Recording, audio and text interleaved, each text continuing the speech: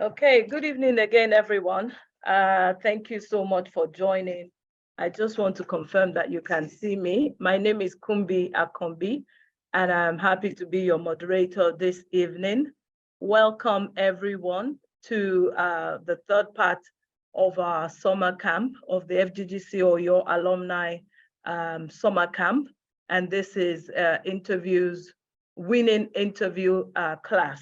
And tonight we have 4 of our speakers, and I just want to start by saying thank you so much. I see that all of our speakers are here, and I'm going to be doing the introductions ahead of everyone who's supposed to speak. So far we have, I think, almost 30 people on the call, and a lot more people are going to be joining. And just to give a brief background about why we're doing this, we are the alumni of Federal Government Girls College, Oyo. We graduated over 30 years ago. And in order to keep our sisterhood strong and keep our people, how do I say? Can you confirm? Can I just get some feedback that you can hear me? Yeah, I know. Yes, we can hear you. Okay, thank you. And if you're not speaking, would you be kind enough to put your phone on mute? Thank you so much. Right. And so as part of our activities as a group, in order to ensure that our children, ourselves, I think it's all around the welfare, physical, mental, spiritual, financial, in every aspect of the world, to keep that, to ensure that everybody's fine, we're doing well, we're thriving in different aspects of our lives, and our children, our spouses are doing really well. And so this is particularly curated for the children, but when it comes to interviews, as I was speaking with one of the speakers earlier, everyone needs to have interviewing skills, because they are life skills. Whether you're going for an interview, whether you're meeting somebody new, there's things around the elevator pitch, being able to project yourself and engage people for success, for collaboration, in order to achieve your goals, or just to sell your product or sell your business. So this is a very interesting class. We have about 28 people that are registered, but I'm sure that we're going to have a whole lot more in terms of people that attend beyond the people that have registered. So thank you all for being here. And I'd like to say a special thank you again to our speakers. So I'm going to start. In terms of setting the tone, that's it. I'm going to start, and I'm going to invite our first speaker for the day. If you just give me a minute, I'm just trying to see how many people we have here. I need to hold on, just pause for a minute. Okay.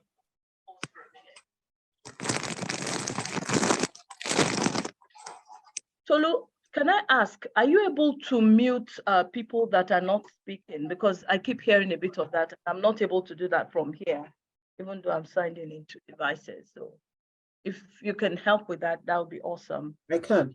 Okay. Can you hear me? Yes, I can hear you as well.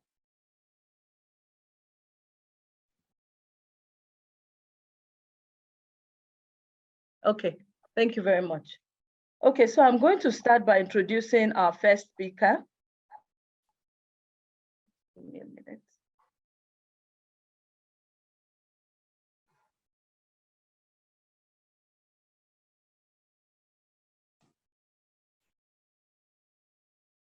Okay, perfect. So tonight, just by introduction in terms of the order of things, we'll have 4 talks for about an average of 8 minutes by each of the speakers, and they'll be focusing on different areas. And at the end of that, we're going to have a panel session where we'll take question and answers. So please, I ask that you prepare your questions, and then whilst the conversation is going on, if you have comments, if you have questions, please feel free to use the chat box, and then we'll come back to take that. So our first speaker for today is Mr. Adegbite Falade. He's the CEO, MD of Niger Delta Exploration and Production PLC. Mr. Bite Falade is the group MD actually, and the CEO of the NDEP. And NDEP is Nigeria's foremost exploration and integrated independent energy company in Nigeria, with operational asset footprints in the energy upstream, midstream, and downstream sectors. NDEP is a pioneer in many areas of the industry, which include, amongst others, first indigenous marginal field operator, first third-party gas supplier to Nigeria NLNG company, and first investor in modular private refinery. The NDEP group has a well-established track record of growth and expansion over the past 2 decades, both within and outside of Nigeria.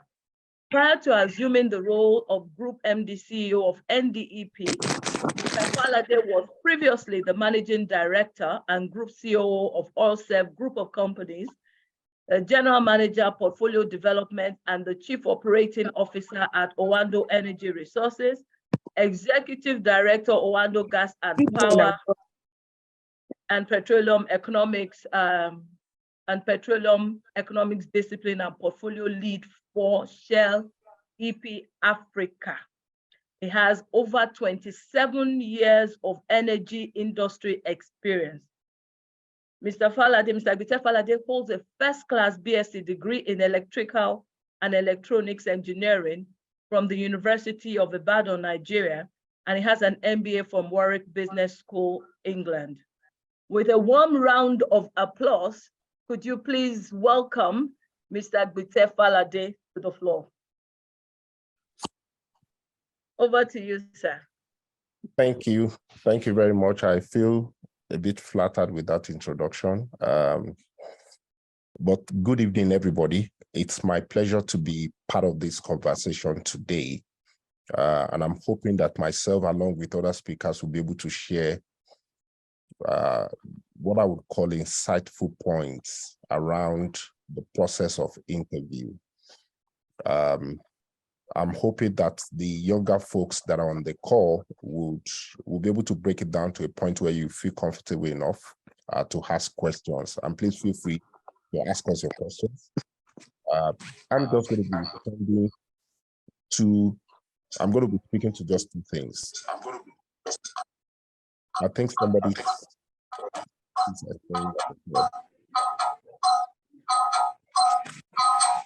Okay, 1 minute, sir. There's a bit of feedback. If you could please mute your phone if you are not speaking. So look, may I ask that you please help to mute people that are not speaking? Okay, thank you. So the first thing I'd like to talk about is really what's the interview all about and why do we do it? Or a bit further on what the process of interview looks like and what to expect. Our moderator had actually spoken earlier on that interviewing is a life hack, it's a life skill. And to be honest, we're always interviewing. We tend to think of it more when it becomes a formalized process, but the reality is every day we're interviewing. An interview is basically a forum where somebody is asking a question and somebody is responding. So it's a question and answer session. And the person asking the question is the interviewer, and the person responding is the interviewee. It's basically a process to get comfort around, most importantly, the person being interviewed. To get comfort that this is the best person, whether it is for a scholarship, whether it's for an admission into an educational institution, whether it's for a job, whether it's to sell a product. It's not a trial. And I need to say that because a number of people tend to freak out thinking that in interview, you're on a trial. You're not on a trial. It's just about ascertaining some level of comfort around your candidacy. And so that's what an interview is all about. So what does the process look like? Most times you tend to have interview occurring between minimum of 2 persons. And part of the effort to try and demystify interview, some organizations now call interview a chat. So they don't tell people who want to interview you. They'll just say, let's have a chat. And it could be between you and the person who is assessing you, or it could be you facing a panel, and the panel could comprise 2 or more persons. Typically on the interview panel, depending on how structured it is, different persons on the interview panel have been assigned different roles. And the roles could be as simple as asking somebody to take a particular question, another person to take a particular question, or it could even go more detailed to not just taking questions, but also writing notes and taking points. And this is one of the places where people tend to get tripped up when they notice the person who is interviewing you is busy writing stuff, and they're like, wow, the person is writing all my flaws. It's not. It's just the person is taking notes, so the person can go back and refer to the notes, and it's not just about remembering things that you've said offhand alone. So the process includes that as well. Typically, an interview process will start with you as the interviewee being asked to introduce yourself. And as simple as innocuous as that introduction is, it's part of the interview in itself. It's meant for you to just start testing your microphone, start getting comfortable, start, being at ease. An experienced interview panel, if they notice that you are jittery, could even say, would you like a cup of water? Just to make sure that you are in a relaxed and calm atmosphere. So before the interview, there are preparations that people need to make. You need to think through how you're going to interview, how you're going to introduce yourself. What are the key points you're going to emphasize? What's this role about? Or what's this product all about? What would they be looking for? And you need to make sure that you are speaking in such a way that you're addressing those points. And so interviews tend to go through a structure of pre-prepared questions that you are asked. And those questions, most times and all times, they are not trick questions. They are questions just to understand your flow of thoughts. They are questions to get comfort that this person that we have seen is the right person for this role. And that's really what it is all about. And at the end of the day, there will be a portion where you will then be given an opportunity to ask questions, clarify, and all of that. And then there will be the wrap-up. So that's what the process tends to be like. In a situation where there are multiple candidates that are being assessed, at the end of the day, the candidates will be ranked, will be scored, and whoever makes it through to the next stage will then be contacted for whatever the next phase of that process is all about. So interview, durate it as much as you are going to have a conversation. Durate it as much as to the fact that it is a chat. Durate it as much to know that it's going to be about questions around things you've done and you've known. And I'm sure the other speakers will speak to one or two elements later on. It's not wrong if you get to a point where there are certain things that you don't know. There are certain expectations we should expect. Things like be brief, be straight to the point, be concise, be honest, be truthful, and we take it on from there. So I'm going to pause. I think I've used up my time to cover those 2 items, and I would like to hand off to the next speaker. But I will be back at the plenary session when we are asking questions to make further contributions. So thank you. Thank you so much, Mr. Falade. I really enjoyed that. It is not a trial. Don't freak out. Relax, be yourself, be honest. Take time to take a breath, as we say in Nigeria now. It's not a trial. Fantastic. Thank you so much for that. Okay, so we're going to move on to the second speaker. By way of introduction, the second speaker is one of us, is an alumni of the FGGC or your Federal Government Girls College or your secondary school in Nigeria or your state, for those of you that don't know. And we're very proud of her. Uwadia. Uwadia, Tolu, can we have your camera on? And can I just say that we want to see as many cameras on as possible. You can see Kiton on my camera because I've logged in onto my son's laptop, but I'm also logged in as Kumbi Akombi. So this is Kumbi speaking to you. So it would be nice for you, if you can, to please put on your video so that we can see you, so that we can get to know you. It's an interactive session, as you tell from the panel session that we're going to have. So Tolu is the head of FirstAcademy of First Bank of Nigeria. She's a senior HR practitioner with 24 years working experience, spanning the financial, aviation, and broadcasting sector. Her expertise cuts across recruitment, talent management and development, HR strategy, employee relations, and HR business advisory. She's currently the one heading the FirstAcademy, the corporate university of the First Bank of Nigeria Limited. Tolu has a bachelor's of science degree in geography from the prestigious University of Ibadan. So we have 2 UI alumni here, and she has an MBA as well from the same university. She's an associate of the Chartered Institute of Personnel Management, a certified information security lead implementer, and a certified Prosky change practitioner. Please welcome tonight Mrs. Tolu Uwadia. And Tolu, please tell me what a Prosky change practitioner is. That's the first I'm hearing of that. Thank you very much. Tolu, over to you. A round of applause for Tolu, please. Thank you very much, Kumbi. It's actually ProSci. And good evening, everyone. Good evening, panelists. It's nice to be here with you. Thank you for clapping for me.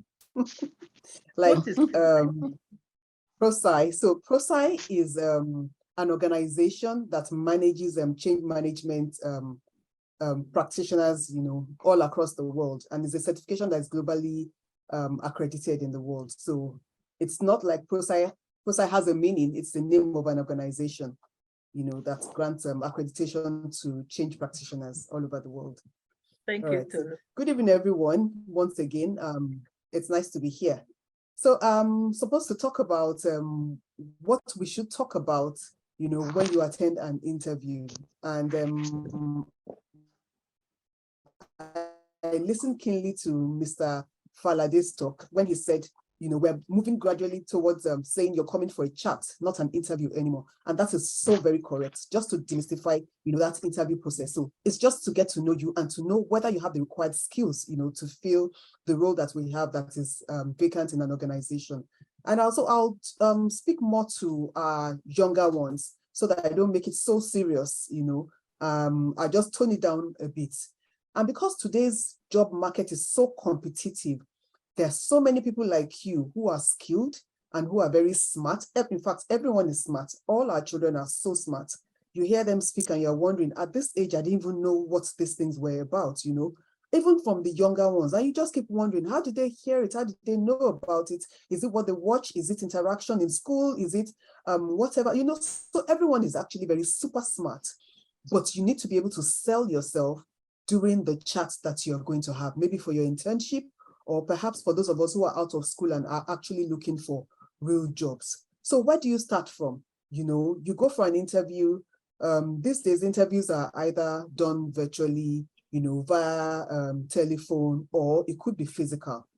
So when you attend an interview, you go before your panelists. And like Mr. Falade said, it could be a minimum of 2. It could be a one-on-one, actually, and it could be more people. And in your mind, they look so terrifying, like you have about 5 people sitting in front of you and they're going to be asking you different questions and you're wondering. But I remember when I was a young child, my mother would tell me, nobody has 2 heads. Everybody has a head and you also have a head, so no one is actually better than you are. So go there full of confidence and tell them, what you have to say. It's either, what's the worst thing that can happen? They'll say no, nobody's going to kill you, but they won't even say no because you're really smart. So sell yourself. That's the essence of attending an interview, at a sense of whatever you're going to tell them at the interview. Let them know that you're the best candidate, for the job. First of all, you have to do your research about the organization. Be sure to let them know that you're familiar with what they do. Some of the typical questions that they would ask is to say, tell us about yourself, and there's so many things about you that you can say. So you start with them, you introduce yourself. Oh, first of all, etiquette, let me say, So if you're attending a physical interview, it's nice to thank everybody and thank them for giving you an opportunity to attend, an interview. So you say thank you. If it's a physical interview, you don't sit, don't just grab a chair and sit without being asked to sit. So you could ask, may I take a seat, please? And then they will say, oh, please sit down. And then you grab a seat and then you sit down and face everyone, like I said, boldly. I didn't say fiercely, I said boldly, So they would ask you, talk about yourself. Tell them about yourself, what school did you finish from? What are your interests? What do you like to do? What are some of the achievements that you've done? Some of us have, you've done coding before. Some of us have done voluntary work before, maybe voluntary teaching in schools and all of that.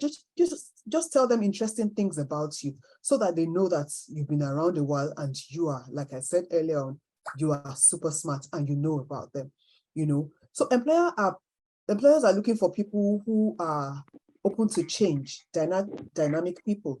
So when they ask you, can you do this? Don't say, I don't think I can do it, or I will never do it. No. If it's not an area of strength for you, it's okay to say, oh, well, I may not have done this before, but I'm open to learning how to do it, because they want to know that they're bringing in someone who is able to adapt, to whatever, they ask you to come and do there. So never say no, but leave room for saying, oh, I can upskill myself. I can do this, I'll be able to do that, or I've done something similar in the past, or my sister has done something similar in the past. Mr. Falade said something very profound. He said, don't tell lies, be very, very honest, because the next question could throw you under the bus if you have lied. Somebody may just see through your lie and decide to ask you another question. So be very, very honest when you're answering those questions. If there are things that you don't know, it's okay to say, I don't know, but I can research it after this interview. I apologize, I don't know about this, However, you can even skew it to your strength. I don't know about this, but I know about this, and I can do this, and then they know that. Can we mute, please?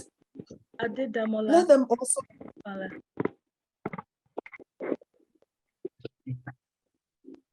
Always display a positive attitude. When you go there, have a positive attitude to everything. Don't go with a stony heart, like you already know what you want, and this is what I want. They're not going to offer me what I want, then I will take it. No, it doesn't work like that. So it may not be what you want, but it may be what you can walk through, to what you want. So always display a positive attitude. Let them know that you're a team player. You can work with other people to achieve the company's goals and the company's goals. Show them that you're keen on developing yourself. And when I say never say no, let them know that you're a work in progress. You may not have this skill yet. However, you have something similar and you're willing, to develop yourself. Listen actively, don't jump. So when I was younger, I went for an assessment and an interview. I was a graduate. I wasn't even an intern, And for every question they asked me, I thought I knew better. So I would jump into the mouth of the interviewer and tell them, and even complete the question for them to say, oh, I know what you want to ask. Of course, did I get the job? No, I flunked it. But it was a learning, curve for me. I still remember now, and I smile. Maybe God has a reason for me not getting that job, because there were some series of incidents, with that organization later along the line, that happened. So don't know too much more than your interviewer. Listen keenly, just be attentive and listen to the question that they're asking you so that you can provide the right answer. And if you don't understand the question, it's okay for you to say, I don't understand. Can you repeat that question again? That is very, very okay. You just don't understand, and nobody's going to shoot you for that. So listen keenly, be attentive, listen to what they're saying, provide an answer, and then you could ask again to say, I hope that answer, I hope the answer that I gave satisfies, your inquiry. And if they say no, they require more facts or figures or whatever it is, they will let you know, and then you can still go on that. Another key thing to note is that assessors or interviewers usually want to know that you're smart. So usually after every interview, they may ask you to say, do you have a question for us?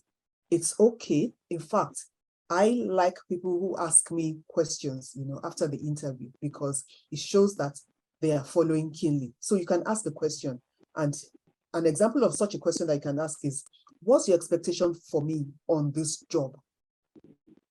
Remember that I didn't say, what's your expectation if I get this job? So you're saying to them, I believe that I have, clinched this job. And so we're moving on to the next step. What will be your expectation eventually, when I come into the organization? So questions like that, and then they'll tell you, oh, this job is about this, it's about that, and all of that. And, you're able to understand the organization even before you join them. And then lastly, as a rounding up, you can just say thank you. Remember, you thanked them for inviting you for the assessment in the first place. When you're done with the interview, when you're done answering your question, you can now tell them, thank you for the opportunity to come and interview in your organization. I really do appreciate it. And I look forward to hearing from you. Stage 1, what do you wear for an interview when you're going for an interview? That's a very, very key one as well. Before you attend an interview, be sure to have done your research. I mentioned that earlier. And that includes what kind of organization it is. So for instance, I work in a bank. When people are coming for assessment, we expect that you're decked up to the neck. For the men, you wear your tie, you look very smart, clean shaven, and all of that. For the women, you wear nicely tailored, nicely ironed blouses. For the men too, iron your shirts, look very good. It doesn't have to be expensive. Mommy and daddy don't have to break the bank because you're going for an interview. That shirt, that white shirt that you have at home will do just fine. Just make sure that it's starched, and it looks very good to go. Polish your shoes, your fingernails, your hair has to be well done and very, very tidy. And so let me move on to a little bit a controversial issue a bit. So because we have different kinds of people who are interviewers, and you don't know who is stereotypic in their thinking, I would advise, if you had dreads on, loosen your dreads when you're going for an interview, because you could just meet someone who is there and who may just decide to dislike you because of the kind of hairdo that you have. So just go, like I'm looking for the word to use now. Just be normal, be normal, look normal, like someone who is going for an interview. No fuss, no drama about you, be very neatly dressed. If you're going to wear a perfume, make sure it's not the kind of perfume that will choke your assessors whilst you are there with them.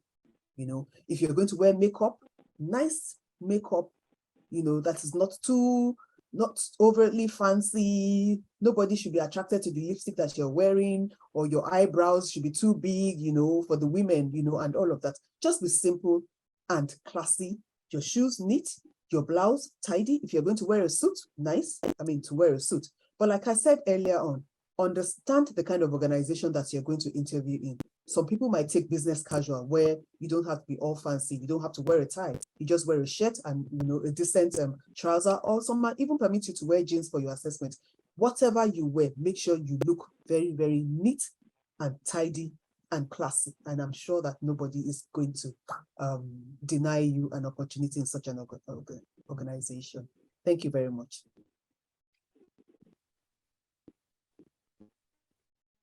Thank you so much, Tolu. Now, we know that you are in core HR.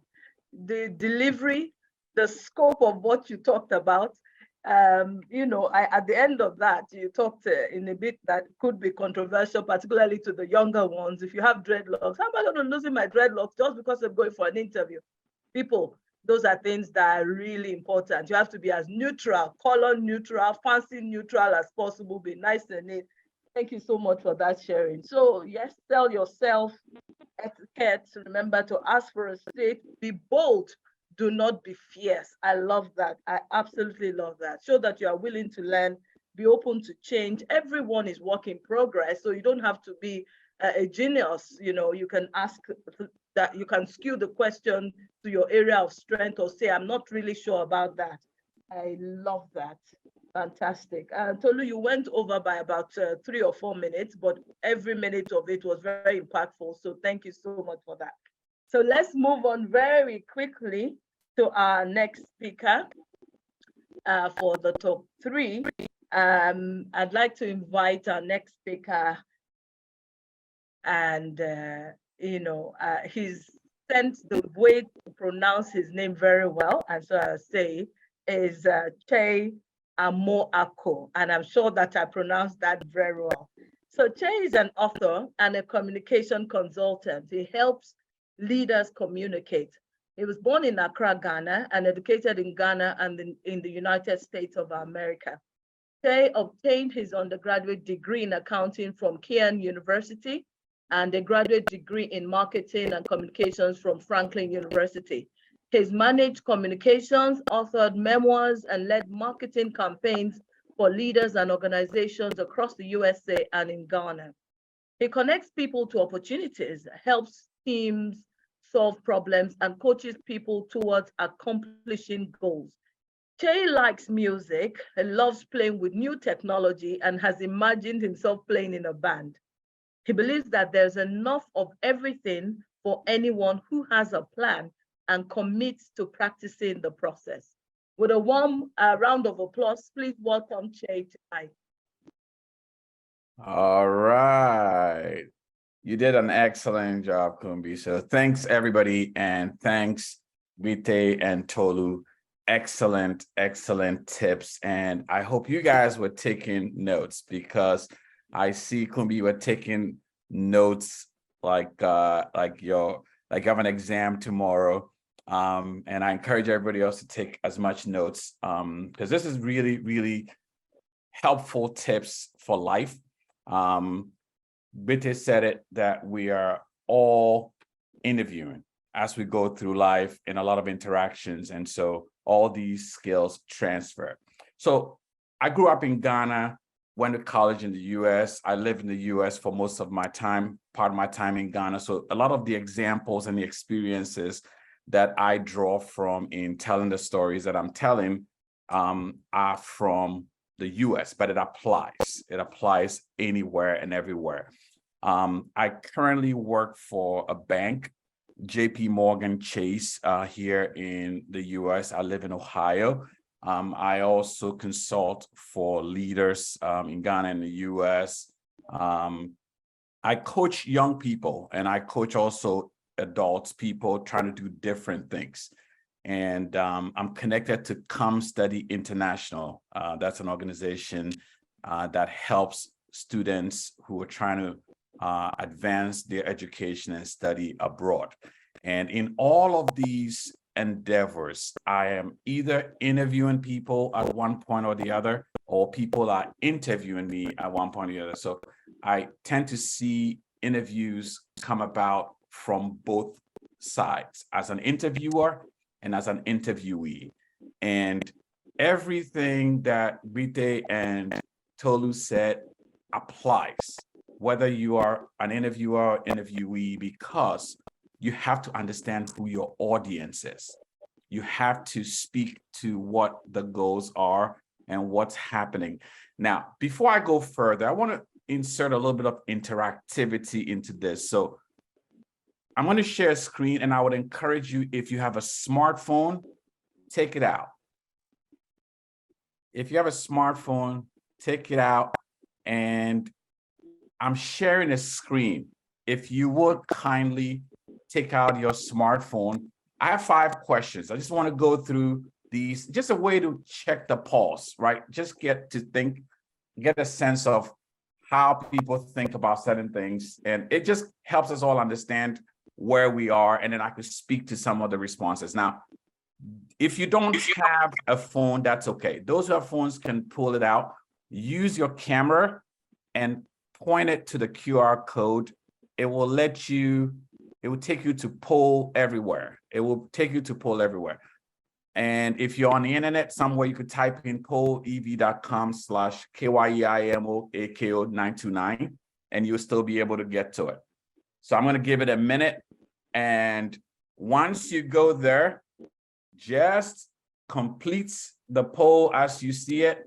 So this is a test. So I have 5 questions of this, but just click on it and your responses should start showing up. Okay, we have responses coming in. All right. Okay, let's do it. Oh, for most people, the day is going great. Awesome. All right. Fantastic. All right. So, oh, there's a couple people who's just having a great, this is just the best day, and there's nobody whose day is dragging or who says, I don't want to know. So this is great. This is great. All right. This was just a test just to get a sense of if everybody can access it. So here we go. I'm going to go to the first question. So go ahead and tell me the purpose of an interview is what? For an employer to learn about the candidate and how he or she fits the role. For the candidate to learn more about the employer and the role, both, or something else. I'll just give it a brief moment for folks to respond to that. Again, you've heard Tolu and Bite say, share thoughts here. Some of you might have very strong opinions about how things ought to be, and that's okay. Want to make sure we make room for all of that. All right. And then when I speak, I share 5 points after this, and those points will speak to the responses over here. So for most people on this call, the consensus is the interview is for the employer to learn about the candidate and how he or she fits the role, and for the candidate to also learn about the employer. And by the way, I'm using employment as the context here, but you could apply this to an interview for admission into a school program, admission into to get a visa. All of these things, just you could adjust the context to fit. All right, I'm going to move on to the next question. Thank you very much. We're going to go to second question. And it says, an impressive resume is often enough for a successful interview. All right. Looks like most people disagree with that. They say that's false. Just giving it another quick moment, and then we will. Okay. All right. Well, we're going to move on to the next question. Who should speak more during an interview? The interviewee or the interviewer? Giving it 10 more seconds, and then we will move on. So majority say it's the interviewee that needs to speak more. We have a 9-to-1 ratio on that, okay? 90% say the interviewee should be doing more of the talking. All right. I'm gonna move on to the next question. All right. The best place to get information about a company is the company's website, LinkedIn, YouTube, all of the above at the interview. Now, these are not trick questions, so just feel free. All right. So many people are saying it's all of the above. There's a good chunk that say company's website. A few people are saying that at the interview. All right. Okay. So looks like all of the above is definitely in the pack. And a lot of people are switching their answers to company's website. I like that. You're free to change your mind. All right. We're going to move on to the next question. Thank you. Oh, look at that. The numbers keep changing. All right. So all of the above, but a lot of people strongly believe that a company's website. Good. We'll speak about that in a moment. The next question. All right. Now let's see. And this question is dedicated to Tolu.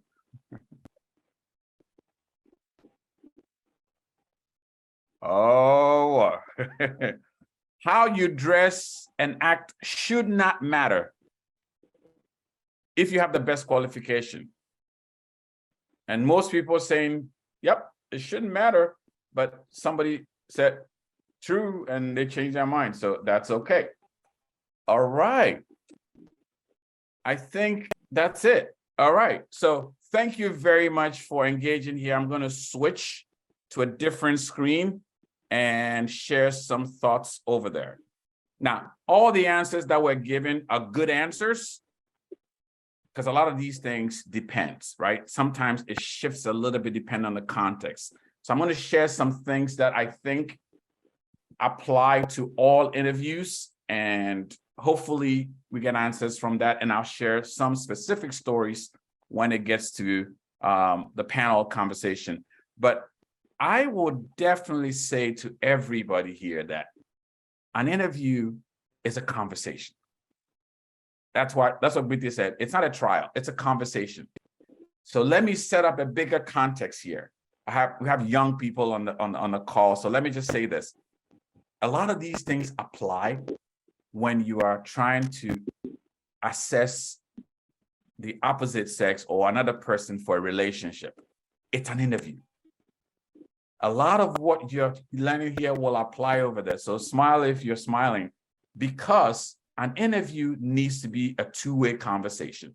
It's as much about you getting information about the job and the people you're going to work with as it is you telling about them. So it's not a drill. They're not just here to pull things out of you. You get to weigh in.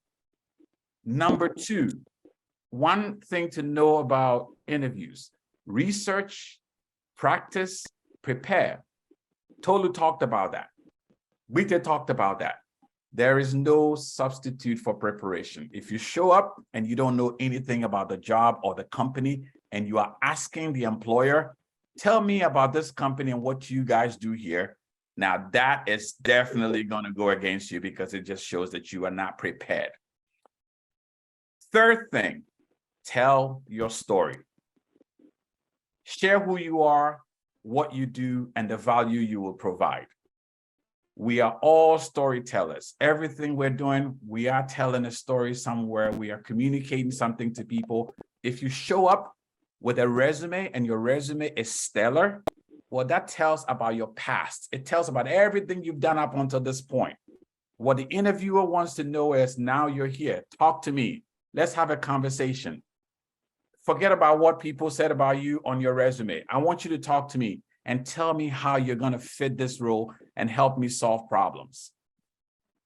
Number 4, listen as well as you speak.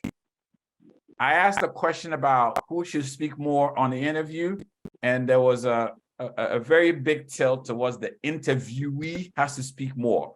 But it's a conversation. Again, take it back to the analogy of being on a date with somebody.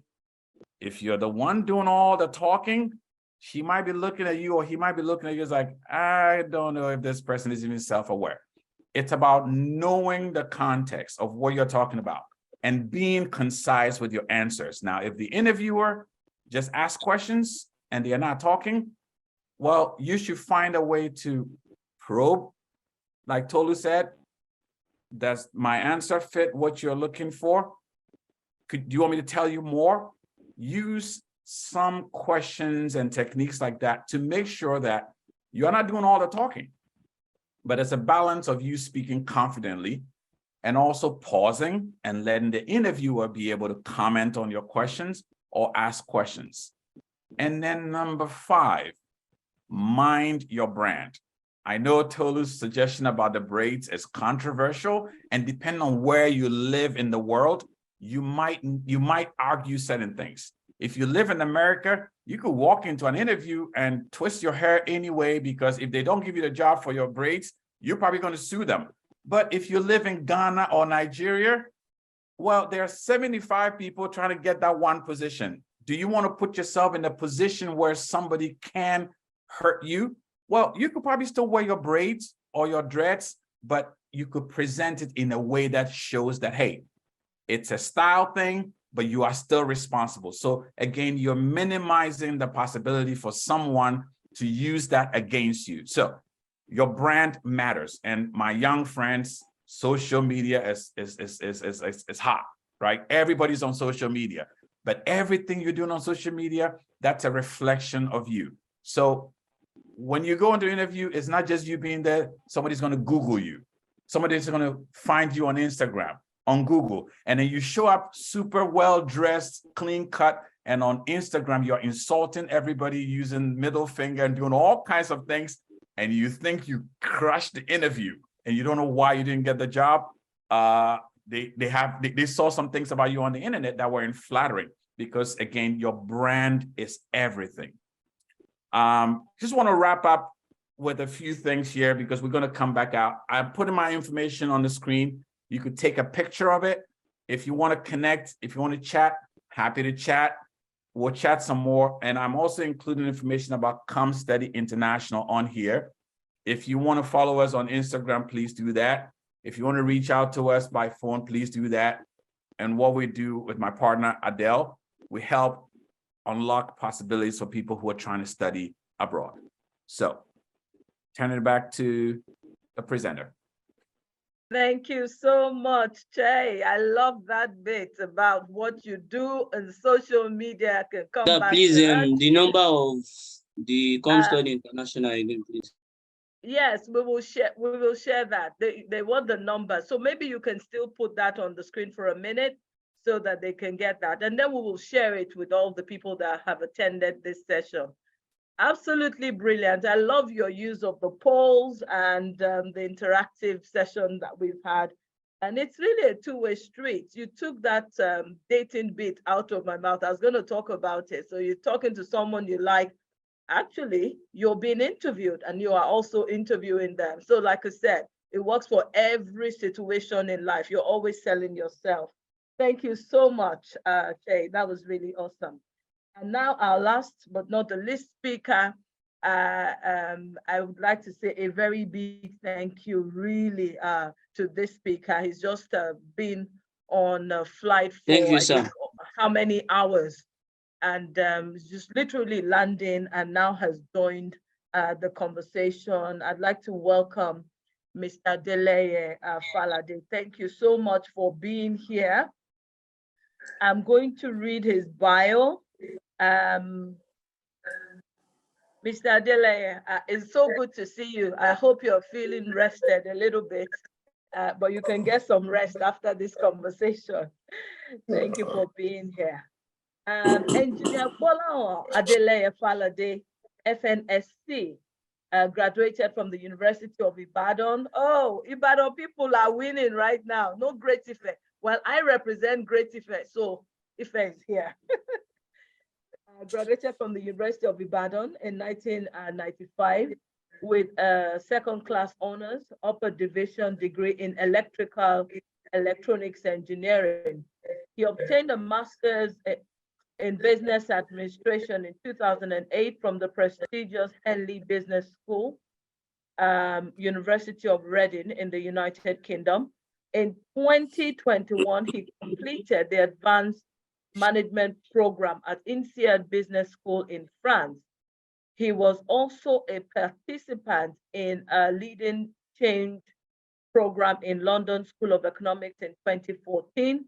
He's attended several training courses in Nigeria and abroad on electrical engineering, on exploration and production business, on health safety and environment, power system studies, switchgear design and operation, auditing in a technical environment, project management and gas processing, amongst others. Mr. Falade started his working career in 1995 with Michelin Nigeria Limited and joined Shell Petroleum Development Company of Nigeria in 1996 as a production engineer. He has worked within the Shell business in Africa, in Europe, in Asia, and in Middle East. He has worked extensively across the integrated gas and upstream businesses. Mr. Falade has just been appointed by Shell as the conflict chair for its operations in Namibia. And he's just landed in Namibia. And this is his first, I could say almost official, if it's not actually official, but this is the first official sort of engagement in Namibia. Please welcome Mr. Falade. And I want to mention that he's married to an alumni of FGGC Oyo, Mrs. Omolade Falade, and they're blessed with 3 children. A round of applause for Mr. Adeleye Falade. Thank you very much. I would have protested if you didn't add the last one. When you introduced Tolu, you said she's one of us. And I was waiting whether you would say I'm one of love you or not. Very important. I was so grateful to have Omolade. Thank you. Good evening, everybody. I do have a short time, and a lot had been covered already by Bite, Tolu, and Kyei. Excellent discussions. I think what I will do, I'll speak to a couple of the do's and don'ts when you interview. There are preparations, and I think Kyei talked about it, what you do before the interview, be ready. But I will hone in on a few of them and perhaps say things on some of the things that have not been covered, and then we can go into the plenary session. I think the first thing that I would say you should do when you're going for interview is arrive early. Arrive early. Some of us are in the habit of getting to meetings and appointments late, and we unnecessarily put ourselves under pressure. That in itself just destabilizes you. Arrive early. It gives you time to be able to respond to anything that just arises, which could just derail you. So arrive early. I think that's the first thing I would say. The second one is exude confidence when you are speaking. Your eye contact should be one that doesn't make you feel as if you're afraid of the platform or you're trying to dive under the table. If it's more than 1-2 people, don't fix your eye just on one of them. Try and move the eyes across everybody there to ensure that they're also gazing at you. Let your responses be articulated. Like both Peter and Tolu said, try and answer intelligently. I think the last thing on that confidence is be very audible in your voice. When you're responding, please speak clearly. Let them hear you. There was a survey that was carried out by recruiters, which suggested 65% of them said they would give job to those that have better oral communication.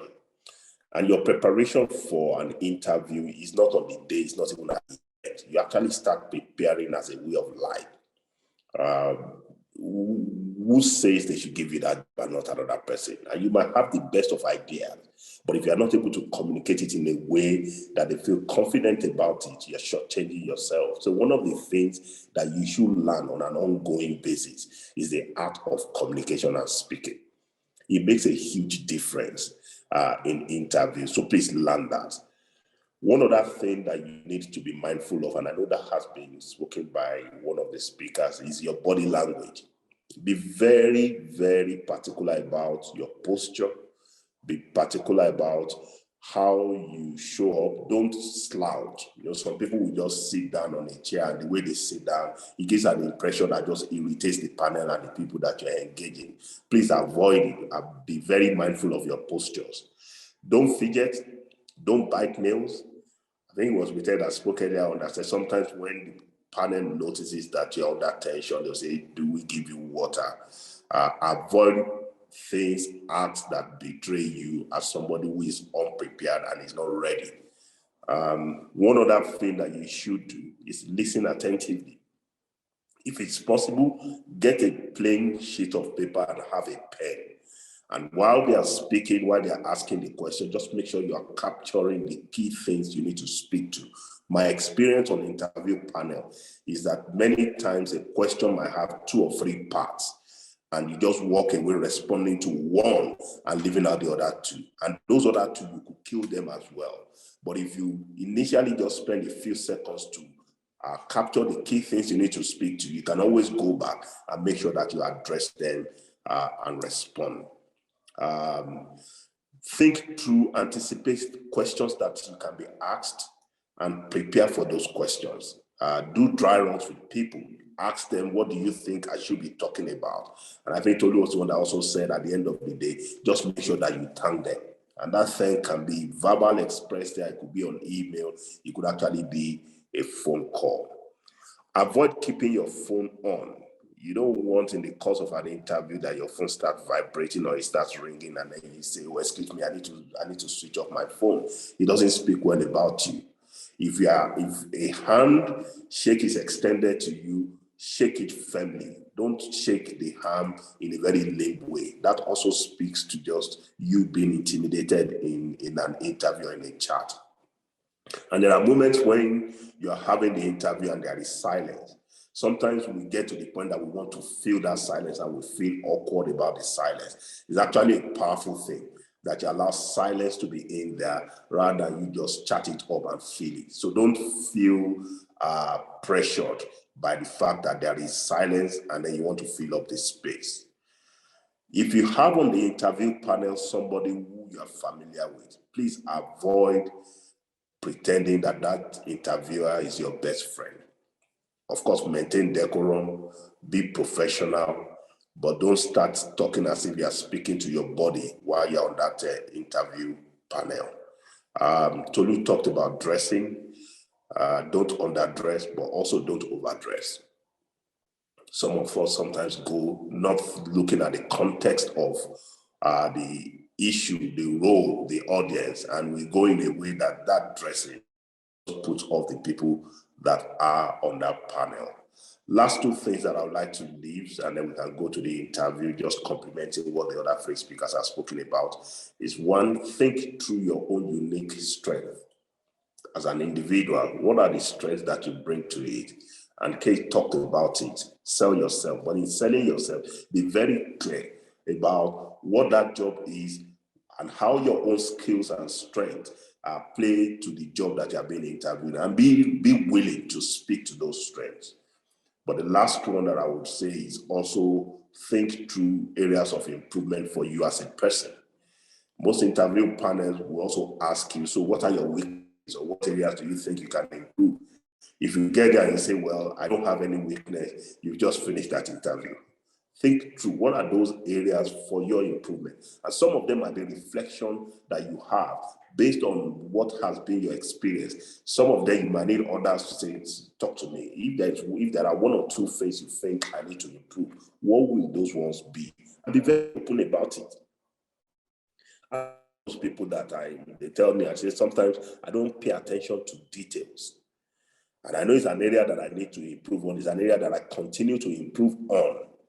I can be on the go. So I'm open about it. I do recognize that if I don't constrain myself, I might not look at it deep well. And what that does is not a weakness. I recognize that natural tendency of mine. But what it does is that it helps me to be up against not paying attention to details. Some of us is that say we walk and we can walk 22 hours out of 24 hours a day. And we can keep going. But I also learn in a way how I reduce that. And I also don't break down and I don't create a wrong impression for people that I'm leading. So be very clear. What are my strengths, unique strengths, but what are the areas for improvement? Because you can be asked those questions. And when you are asked, you must be able to respond in a way that shows that you have given it thought and you can articulate it very well. I'd like to stop there and then hand it back to you. Thank you. Wow, thank you so much, Mr. Leye Falade. I absolutely enjoyed that. Your areas of strength. Everybody is unique, fearfully and wonderfully made. There must be something that you bring to the table, but then you're not perfect. So you do have areas of improvement. Rather than say weakness, talk about your areas of improvement. And you must be self-aware enough to know it and be honest enough to share that. I love that. And you talked about the body language. And as soon as you said it, I found myself sitting up like that, a bit straighter. I don't know if it happened to any of you with your videos on. So that's really important. And I keep telling my children about that. You dress the way that you want to be addressed. Don't be overdressed, but then don't underdress. Just understand where you're going, research them, and then sort of fit into it. Do dry runs. I love that. So Tolu called me an hour and she said, usually when you have this sort of meetings, you do dry runs. So the professionals, dry runs ensure that whatever issues that could come up will come up during your dry runs, and then you can address it so that you can speak a whole lot more confidently to the panel, whether it's one person or a number of people that are interviewing you. And I love that. You talked about taking notes. I have been taking notes because you can't store everything in your head. Take notes, appear interested. For the younger ones, I am learning. So all of us, let's learn to take notes and don't fidget. It's not the time to bite your nails. lastly, I really love the one of giving the firm handshake. Don't let it be limp. That may show that you don't have character. You're not really interested in what the conversation is. So thank you so much, everyone that has spoken. This has been really exciting for me. I'm learning so much. Now we're going to go into the question and answer session. And I'm sure that our speakers also have a couple of things that they may not have covered during the first round of conversation. So what I will do is, let us start with questions. If there are any questions, I do not see any on the chat box. Any questions, please raise up your hand so that we can take your questions. You can unmute yourself.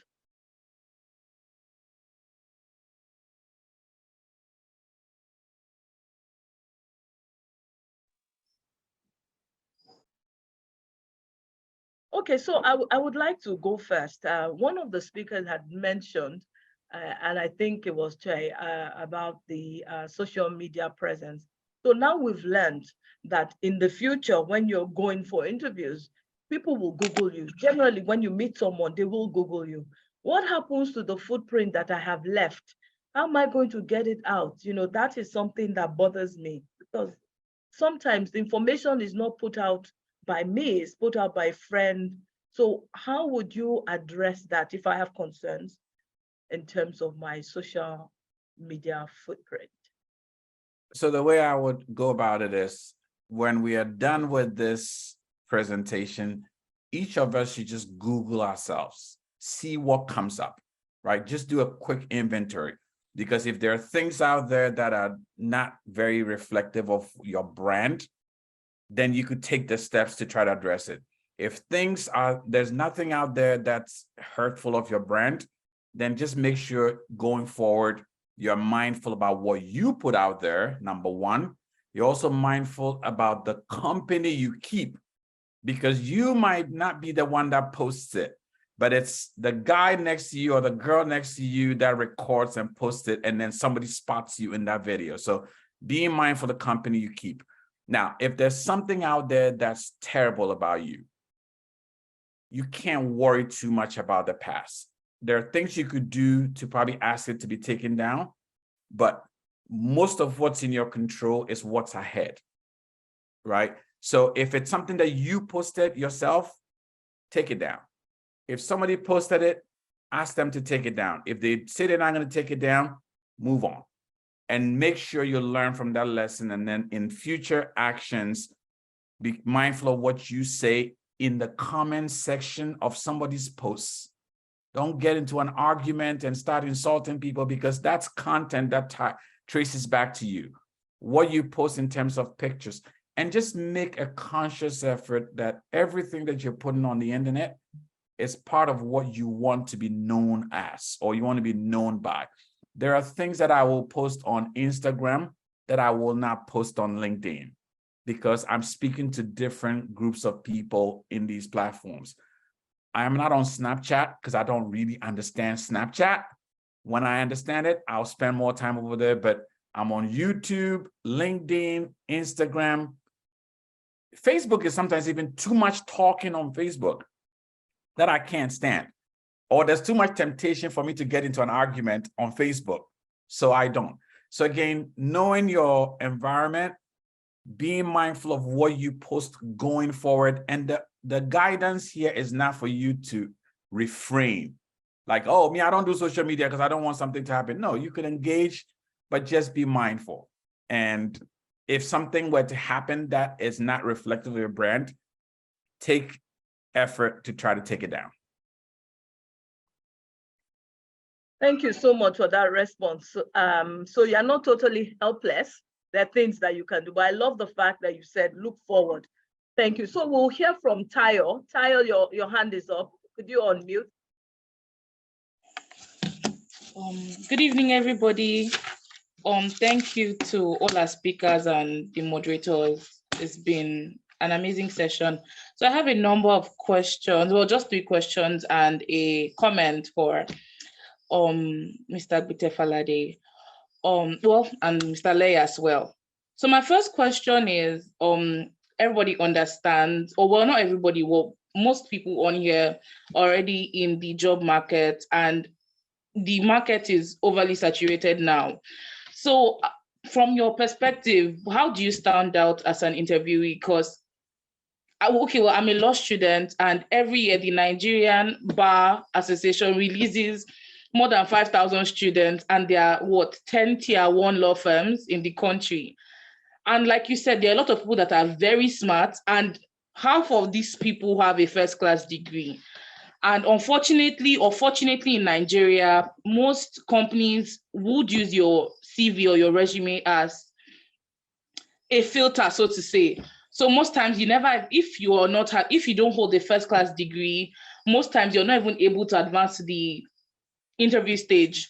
But if you do, how then do you stand out, especially if you don't have a first-class degree?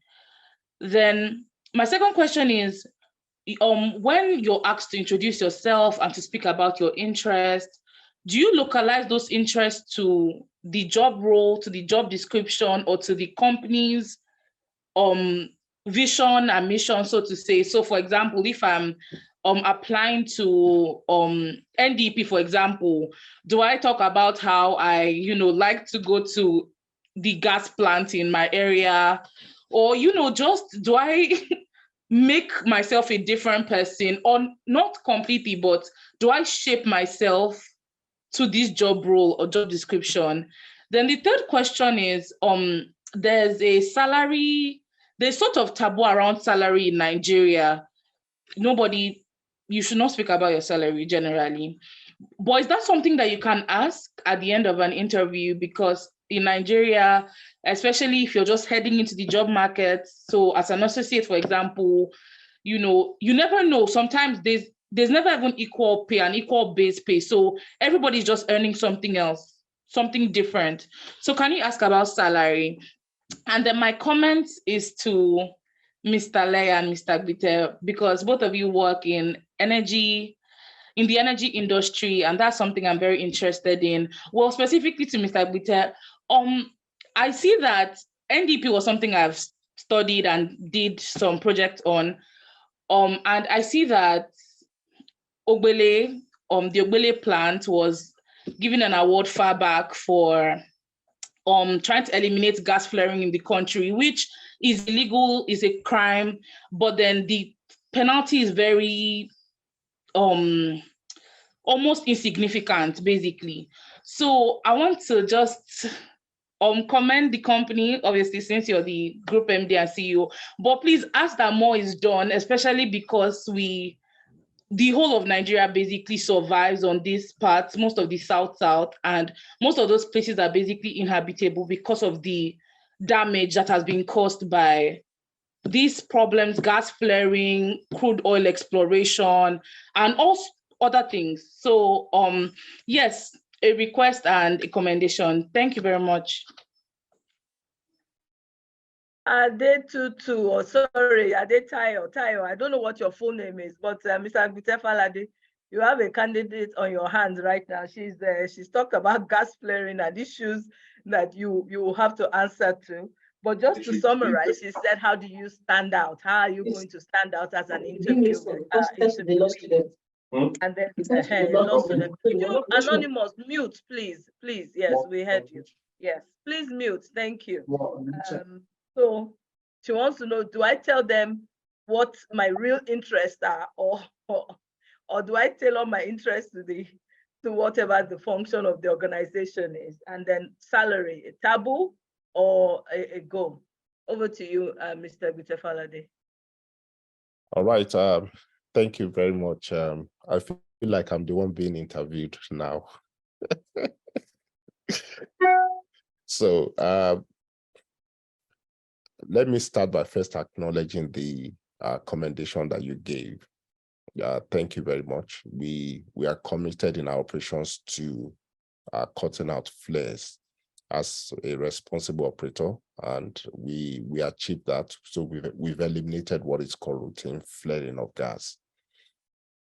I heard you loud and clear about what you call the skill of the land. In Nigeria today, there are just so many persons who are out there that are qualified, but the number of job vacancies are very few. We have so many talented guys. Let me blow your mind a bit. I'm just going through the motion of recruiting graduate trainees for my company now. And the criteria that I set out was very clear. I handed over the job to a recruiting agency, and I just said, it's graduate trainees that I want. I need people who are not more than 3 years of leaving school, second class, upper and above. And the advert was out for 3 weeks. Within those 3 weeks, we got over 30,000 applications. And I was just going to employ 20 persons. Out of that, over 30,000, 700 of them had first class. So how do you start? As employers of labor, we've come to recognize that you're having a first class and all of that is great, but it's not the only indicator of your capacity. So if you didn't make a first class, please don't kill yourself. Wise and knowledgeable employers of labor have a combination of assessment processes that help to bring out folks. So I'm down to, by the time I came down to my last 125, the list probably had more persons with 2-1 than those persons that had a first class. And a lot of what we talked about today then came into being, because it's not just the written test, there was the assessment center, people were given an opportunity to speak.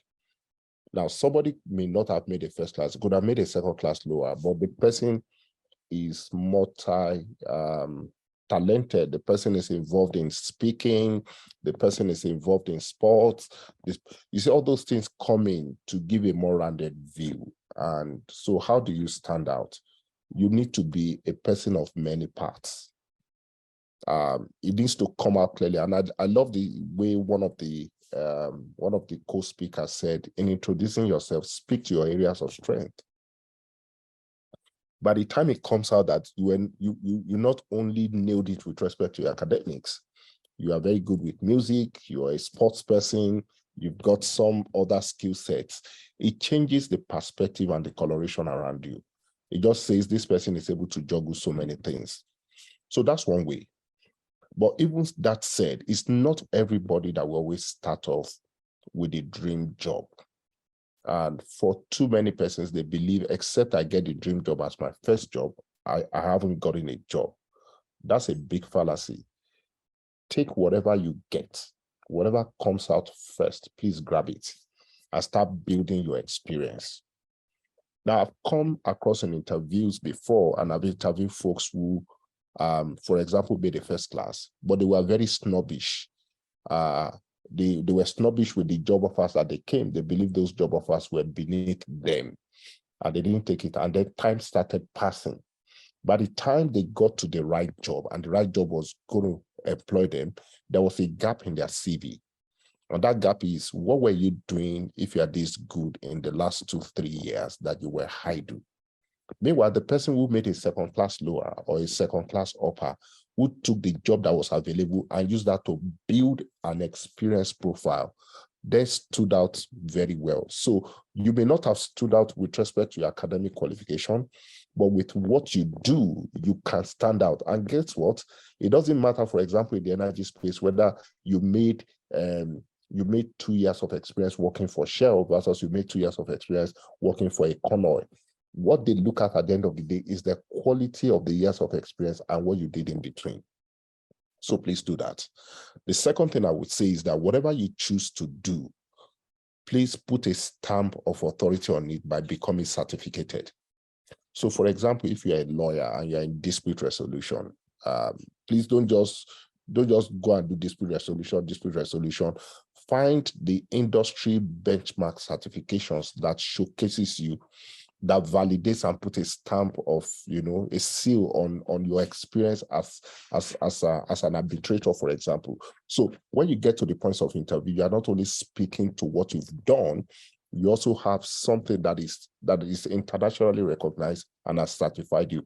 And those are some of the things that stand you out. The third thing that stands you out is this, and I keep saying this to folks, the first help you need is to get the first job. Every subsequent job, you don't need a help on it.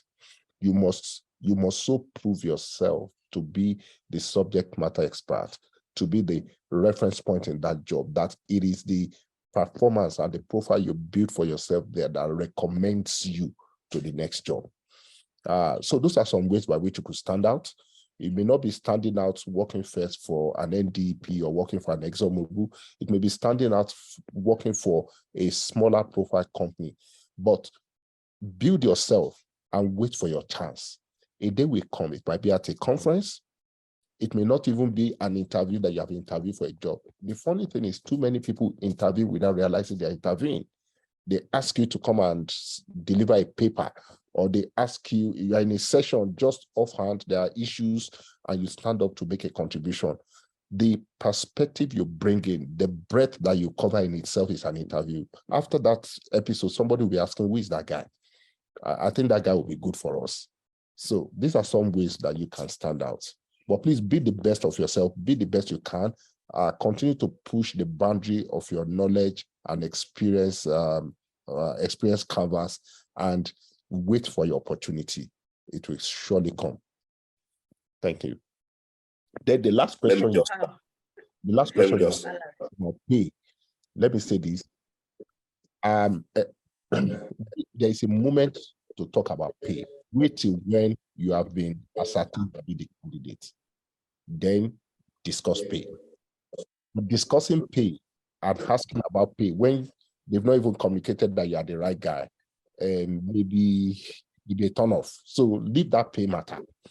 You see, when you are so good, you can command and dictate what to do. So nobody can shortchange you. The issue is, are you good enough? And you can never be too good that somebody is not willing to afford what you've built into yourself. I'll pause on that. I think Claire wants to say something. Yes, just to add to that, there is also something Tayo said about, and is with respect to the statistics you shared with them.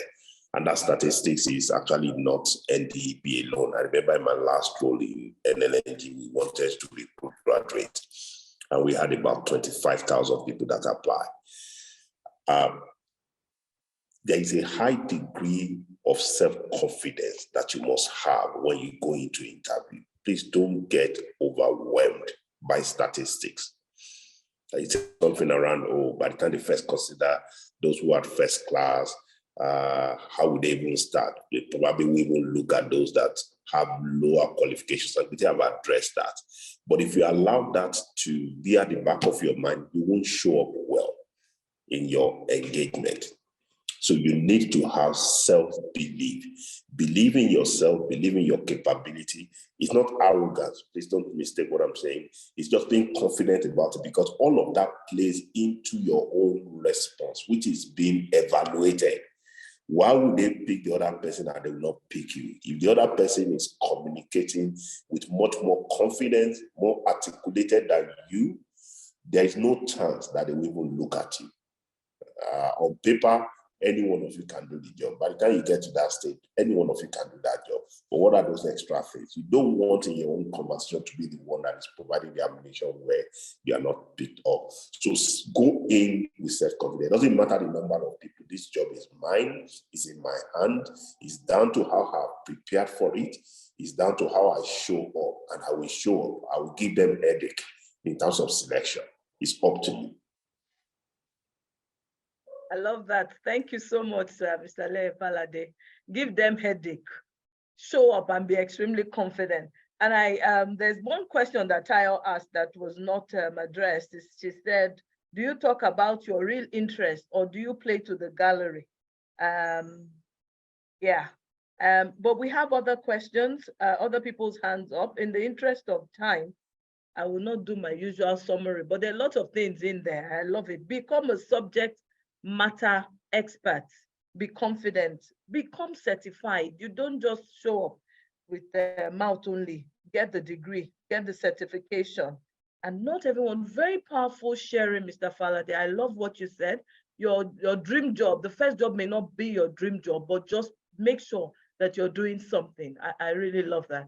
So let's quickly take, I saw Tutu's hand up. I saw Sheung, and then Kiton. So we'll take it in that order. Kumbi, before we go on, I just want to tag two quick things on to the standing out thing, because I think that's a very important thing, because the numbers can be intimidating. And I think it's important to echo the facts that what Bite and Lay said, that you don't want to sell yourself short. Two things that you could do to make sure you're standing out, because standing out doesn't end after you get the job. You're going to have to stand out after you get in the job, because there's always going to be an opportunity for you to move forward. So standing out is not just going into the door. Number two, one thing you could do to stand out is to be a self-starter, right? Don't wait till you have a job before you start practicing the things that you're learning. So if you are a law student, what are you going to do whilst you're in school so that you're demonstrating that you have what it takes, so that when you're applying with people who are first class but haven't done a work in their lives, you can stand out because you went to that local church and you help people using your skills. That's how you stand out. If you have a blog where you are writing and you are communicating your ideas, you can show that as proof of, hey, this is how I think I've done something. Specific things you could do to stand out. Don't wait and think your certificate is the only way you're gonna stand out. You will be disappointed that way. You have to do something as a self-starter. You got to go out there, volunteer. There are enough problems around the world that you could solve a problem and you could prove to your potential employer that you don't even have to ask me. I'm going to get out there and make things happen. And they're like, come on in.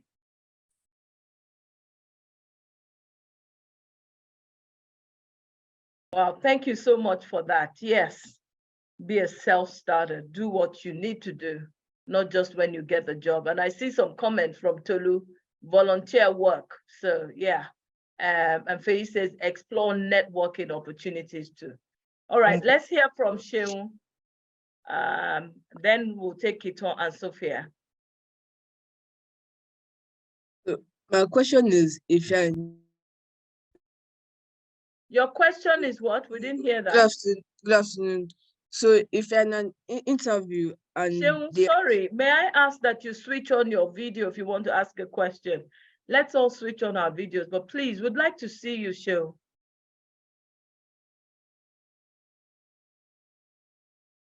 Okay, so whilst we're waiting for you, perfect. Good afternoon. Sorry about that. If you're in an interview and they ask you a question that you find it hard to answer, how do you navigate from that question and not look like you're unprepared for the interview? That's a really brilliant question. Thank you. Can we take one more question so that we can take answers together?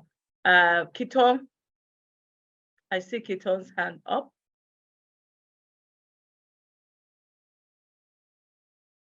Okay, if Kiton is not ready, can we do? Okay, good evening, Kiton. Go ahead.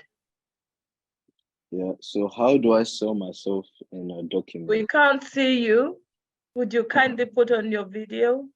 Same goes for anyone that wants to talk. Nice to see you, Kiton. Nice to see you too. How do I sell myself in a document to get into a university? And what are schools looking for in a student? Thank you, Kiton. So can we take answers to those two questions first? If you're in a difficult situation, how do you navigate yourself out?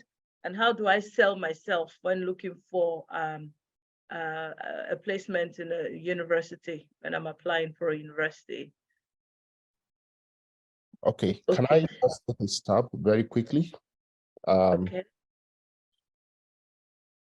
I think one of the things we probably may not have said, but which can be inferred in all that we have been saying, is that at interviews, be authentic. You need to be very authentic. And that authenticity means you come across as honest and as credible.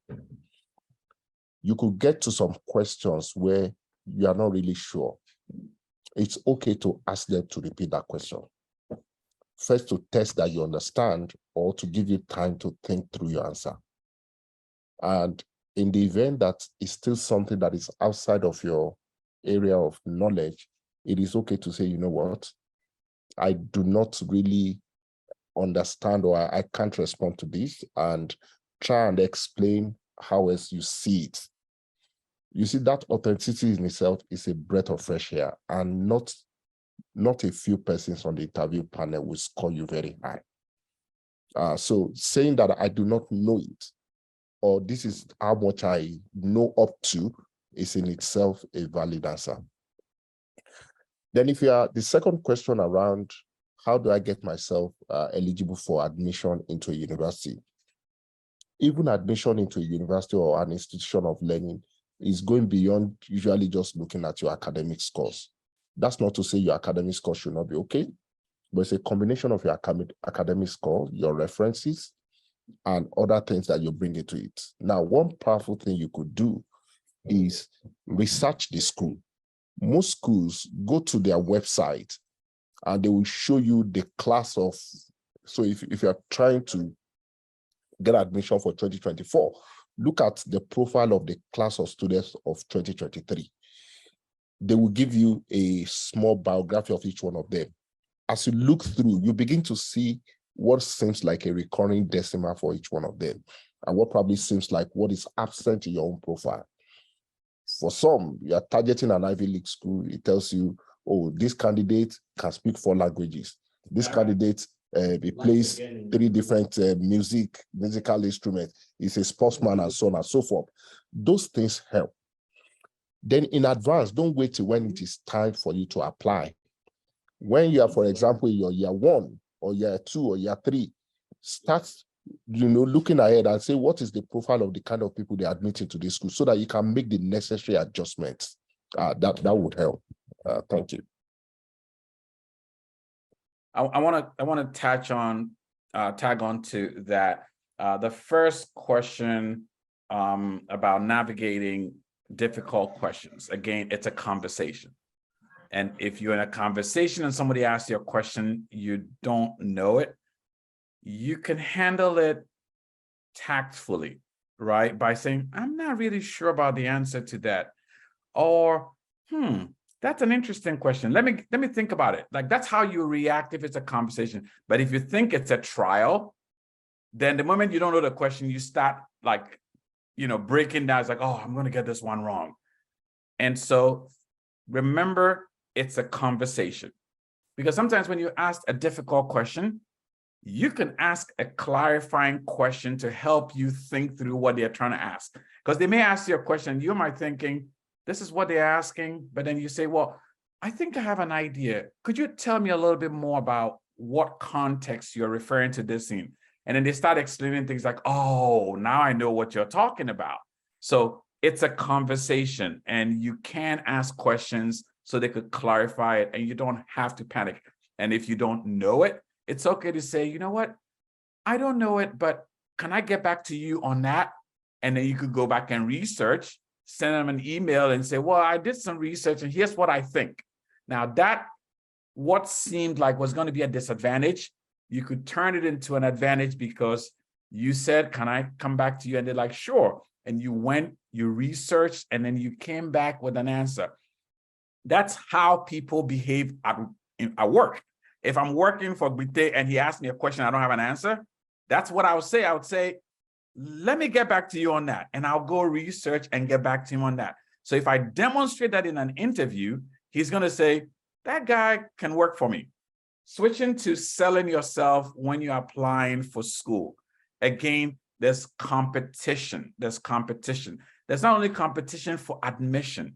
There's competition for scholarships. There's competition for getting into the right programs. And so whether you like it or not, you're going to have to sell yourself if you want some of the finest education that's out there. Bite said it, academics is important, references is important, but it all starts with planning and doing things early. All of you on this call are doing something that's putting you in the best position, right? Because you're seeking information and you're getting yourself in a position to say, hey, What do I need to know? What do I need to do? Now, one specific thing that many people can start doing now is writing your personal statement. What do you want to do? Why do you want to do it? And what problem in the world are you trying to help solve, right? And every school wants to know that. Every school wants to, because if you have all the money in the world, you can't help solve problems.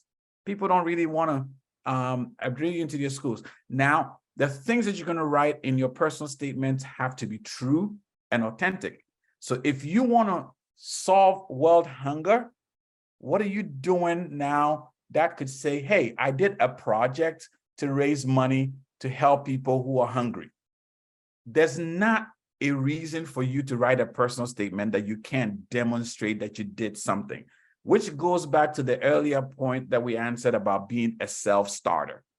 If you haven't volunteered, if you haven't helped other people, if you haven't solved a small problem for your community, now is the time to start, because you're going to need something like that in your personal statement for you to be competitive.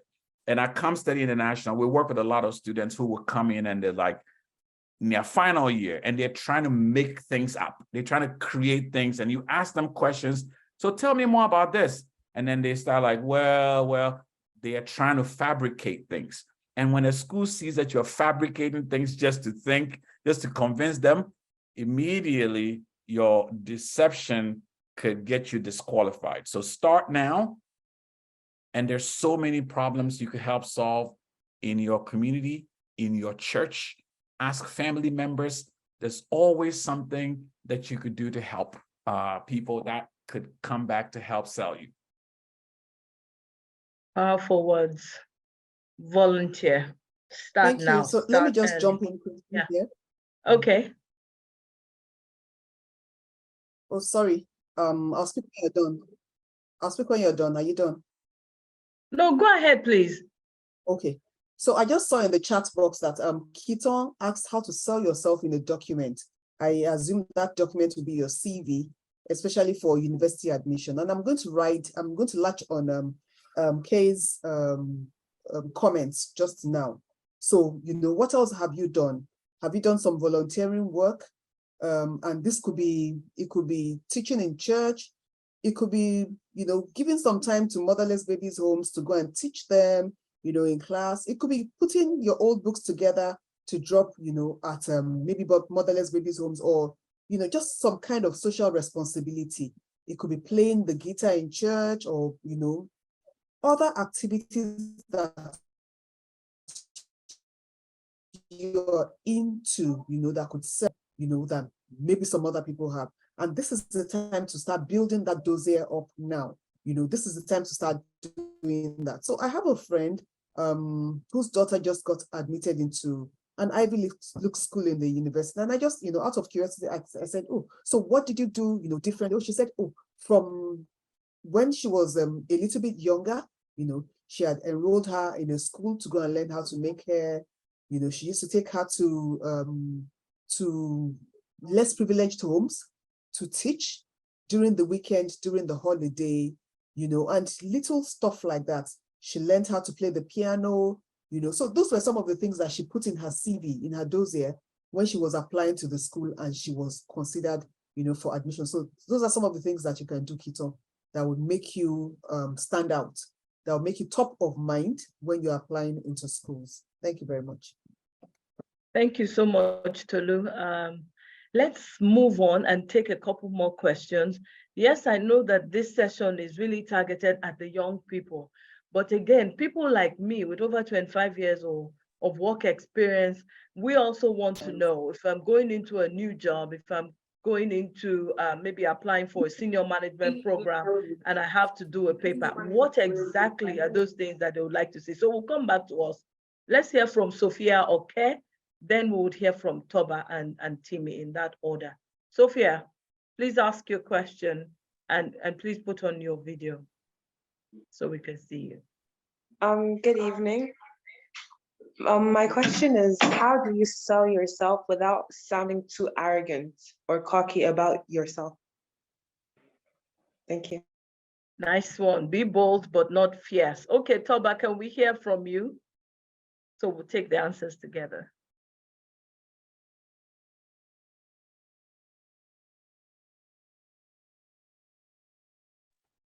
Good evening.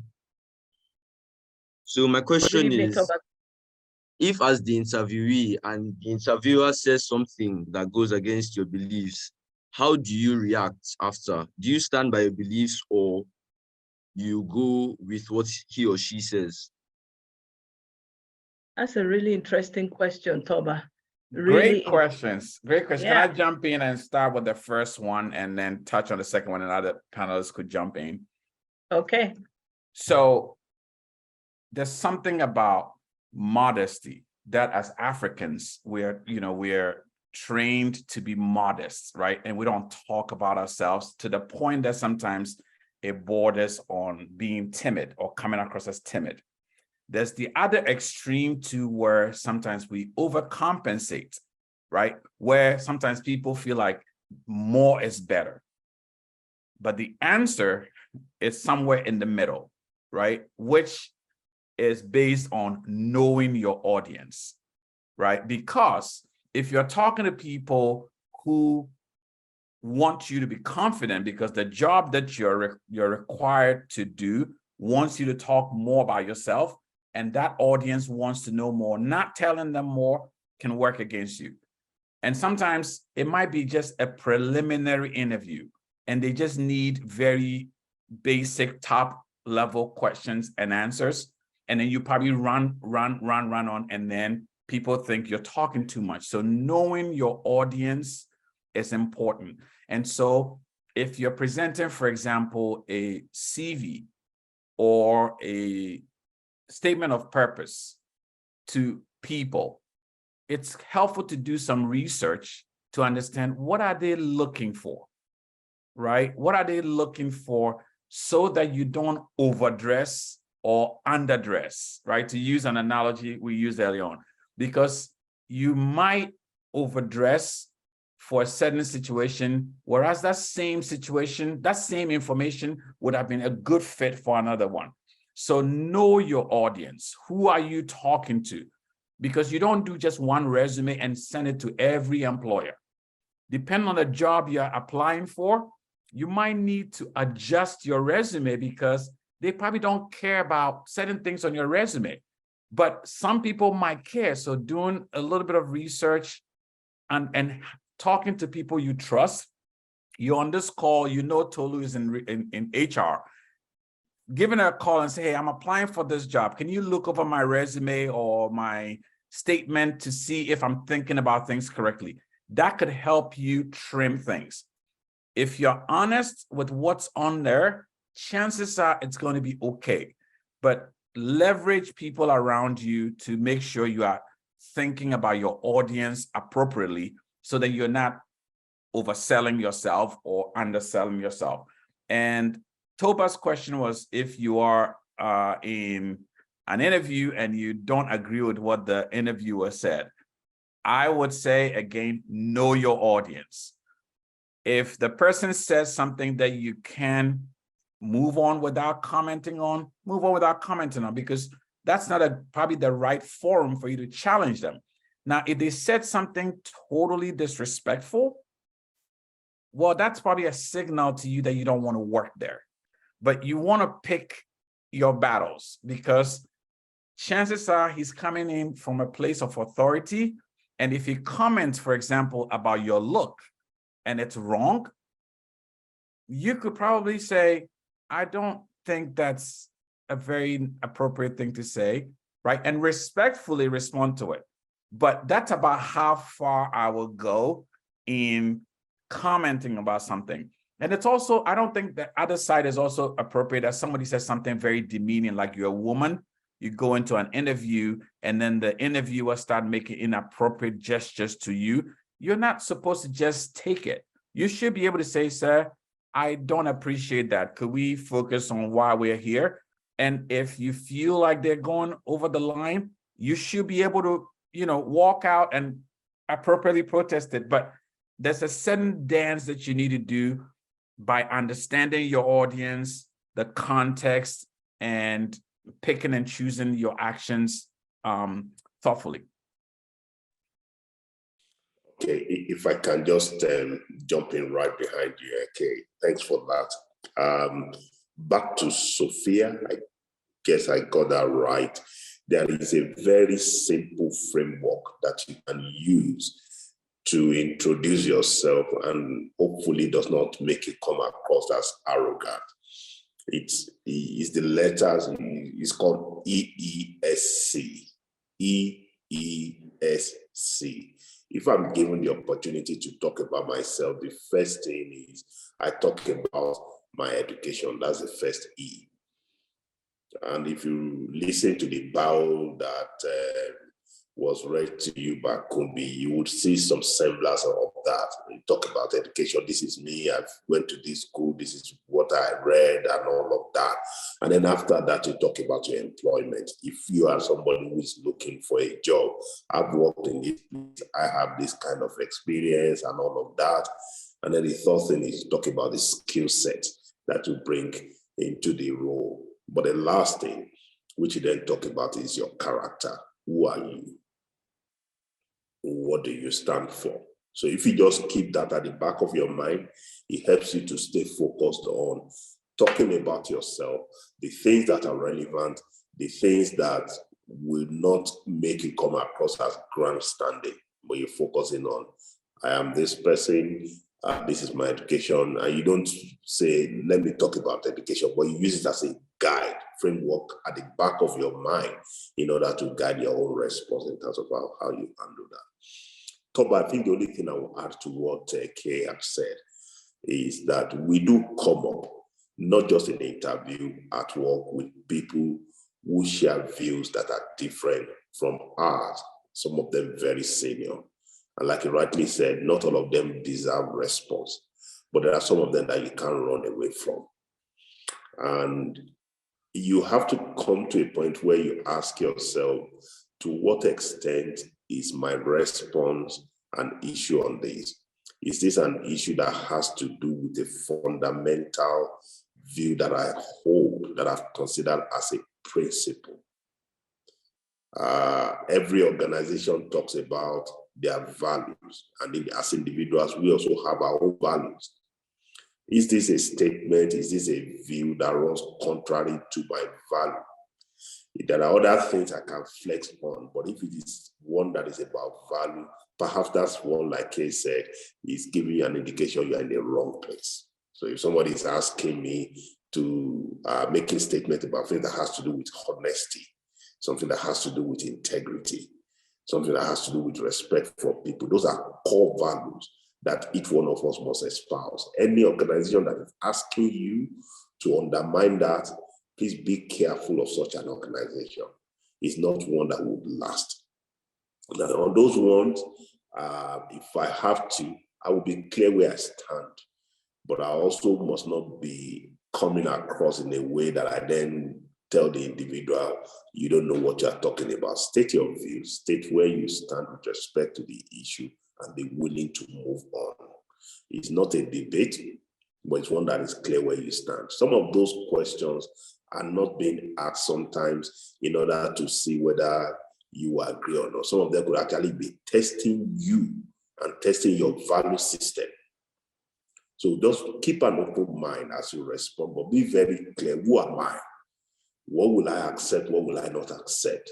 As a saying we have, and I know they have it in the different culture, but for us in the Yoruba language, we say what you will not accept as a rich man. You start rejecting it when you are poor. It's not when you become rich, you say, okay, I learn how I will, no. It shows.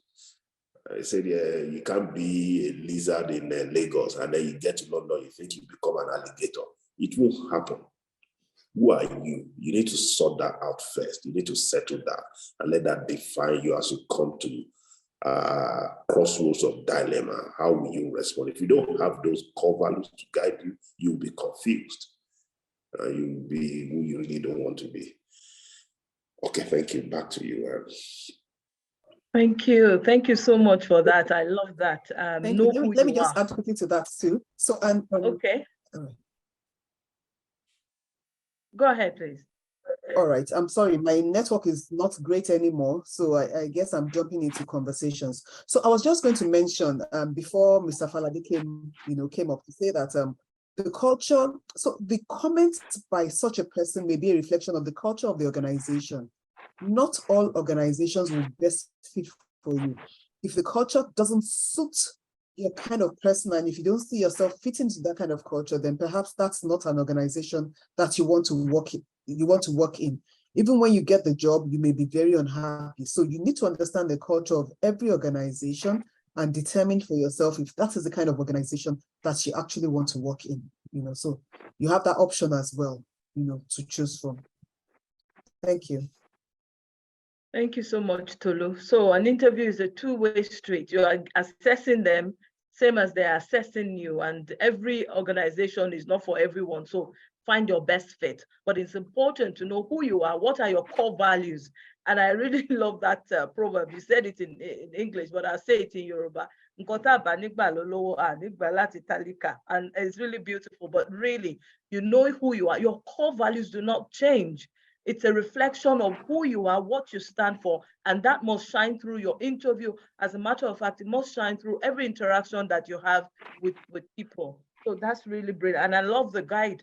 I wrote that down, EESC. So you talk about your experience, your education experience, skill set, and your character. What do you bring to the table? Okay, I see we have one hand up, just one. So Faye, let's quickly take your question, and then we'll round up. Sorry, hi. Oh, wow. Sorry, that was Timmy's hand. Timmy's hand was up before Faye. Sorry? Yes, Kumbi, just one comment. I'm sharing this from experience so that it doesn't sound theoretical. Sometimes when you stay on your core values, it might cost you. So don't always think that it is one that works in your favor. I had an interview for a very top job, and I was asked a question that had to do with ethics and compliance. And I just stayed true to where I am. I didn't even realize what was going on. So I talked through how I was going to handle things. I talked to what I would do and all of that. And while majority agreed that this was excellent, the people that needed to take decisions because they wanted a candidate who they could manipulate and also get certain things to do, they did not offer me that job. It was the recruiter that told me that. But guess what? I rejoiced that I didn't get it if that was the reason why I didn't get that job. Because if I had gotten the job and had been in the role, what I'll be dealing with will be individuals who are asking me to do things that's just against where I am. I can never be happy in that situation. I won't last. So those are areas where your core value comes into your decision-making and into your responses. And you don't need to pull a punch over it, but just be who you are. I might miss that opportunity today, but you don't know how much it has saved me from what would have been a misery in the future. So don't get upset if the consequence of you staying true to your core value is that you are denied that opportunity. It's not a big deal. It's not the end of the world. I really like that, sir. I really like that. It may cost you, but know that it's not the end of the world. There's still many more opportunities in your future. Okay, so can we hear from Timmy? I saw Timmy's hand was up before Faye. Let's take it in that order, please. Falade, if you please mute your phone. Good evening. So my question is, if you prepare for an interview and you have a lot of things that you plan to say, but then when you get to the interview, the questions that the interviewer is asking you aren't as open-ended as you'd like. So you're not able to express yourself fully. For example, like he's asking things about your grades specifically, but you have a lot of extracurricular activities that you could also say. Or they're asking questions like the things that you did in school specifically, or activities you did in school, but you have like church, volunteer work and things like that. So do you try and bring that in as well, or you have to focus exactly on what they say? Okay, thank you, Timmy. Faye, And these are the last two questions. We're 30 minutes over, and I know that this is an exciting, very interesting, engaging session, but we have to stop at some point. So this is the last question. May you go ahead, please. So it's not a question, but rather like more like adding to what everybody here has said. And I think we Africans, well, I'll speak for Nigerians, we are modest in selling ourselves. Call them all out. Like, and I think that's the cultural difference of working in Nigeria and working abroad now. Call it all out. Like the littlest thing that you think you shouldn't call out, call them out. And for those kids too, who are hoping to apply abroad and everything you've done. And maybe to answer Timi's question. So if there are things about your grades that are not great, you don't feel great about, call out the other ones that you've done. Like, yeah, while I have not done this, but I have done this, I have done that, I have volunteered, I have done this. So, I mean, and that's one thing. I know one of my managers had to tell me that you don't sell yourself as much. So it's something I thought I should say here. Please call them the very little thing that you did, even at work, because if you're not careful, your colleagues at work will take glory for what you've done. So call everything out and don't be modest. Thank you. Thank you, Faye. All right, so who wants to take a stab at the question from, I think we've talked about it, but let's, I think we can run it this way. We'll take a last comment from each of the panelists. You can address Timi's question. Let me start in the order in which we've taken the presentation. We've really gone over time. Okay, so let's start from the last speaker. So we'd like to hear from Mr. Le Falade first, and then we'll take it in that order back to Mr. Adegbite Falade, if that's okay. Okay, well, thank you very much. I think about two things I wanted to say that we had not addressed, the four of us, and hasn't come up in the question and answer. One of them is mental preparation. When you're preparing for an interview, please make sure that you're mentally alert, which means not only have you reviewed the subject matter expert, the subject itself, investigated it, understand about the role, done all your preparation, rest well. Rest well before the interview. You might be underestimating how important that is in your ability to be articulate. So mentally, psychologically be prepared. Avoid going in with a disturbed mind. I think the second thing that I will also then say is beyond mental preparation, prepare spiritually too. Spend time to pray about it. The hearts of kings, the hearts of men, they are in God's hand. Let it not be that on that day somebody comes who woke up on the wrong side of the bed and is just irritated by everything that he has been coming across, and I become the victim. Spend time, take time to pray. Before and after, commit it into God's hand. Like we said, there are statistics. Why should it be me? Why should it not be another person? Everybody comes up with a very strong showing. So those two preparations, I just wanted to add to the body of all we have said. Psychologically be prepared, mentally be prepared, but also be prepared as well spiritually. To Timi's question, you are prepared for the interview, and then you are now being asked to be given examples that are just different from what you had in mind. What should you do? Should you force fit it? And my answer is, please don't force fit it. It backfires.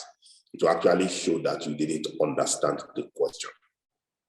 Be open, be honest, like all the speakers have said, about what you are dealing with and the extent to which you are comfortable. One story that speaks to everything that has been said on the aspect of integrity. And integrity is so important. So that's why we're speaking on it, because we sit on it and we see through it. There was a CEO that needed to appoint somebody to take over from him.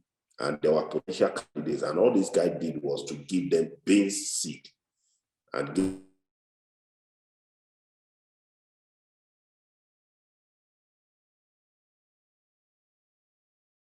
Well, we can't hear him anymore, or is that my network? Everybody was doing it. So we missed the last bit of what you said. Could you please repeat that? So I said there was this story about the CEO who needed to choose a successor to himself. And there were about 4 or 5 candidates that were in the running.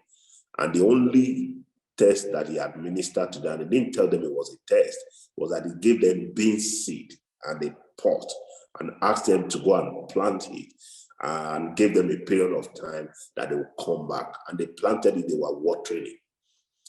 And on the final day, when they came back, each person came back, some had their own pots that was big with flowers, some with trees and all of that. But there was this guy that all through the 6-9 months, he didn't see anything.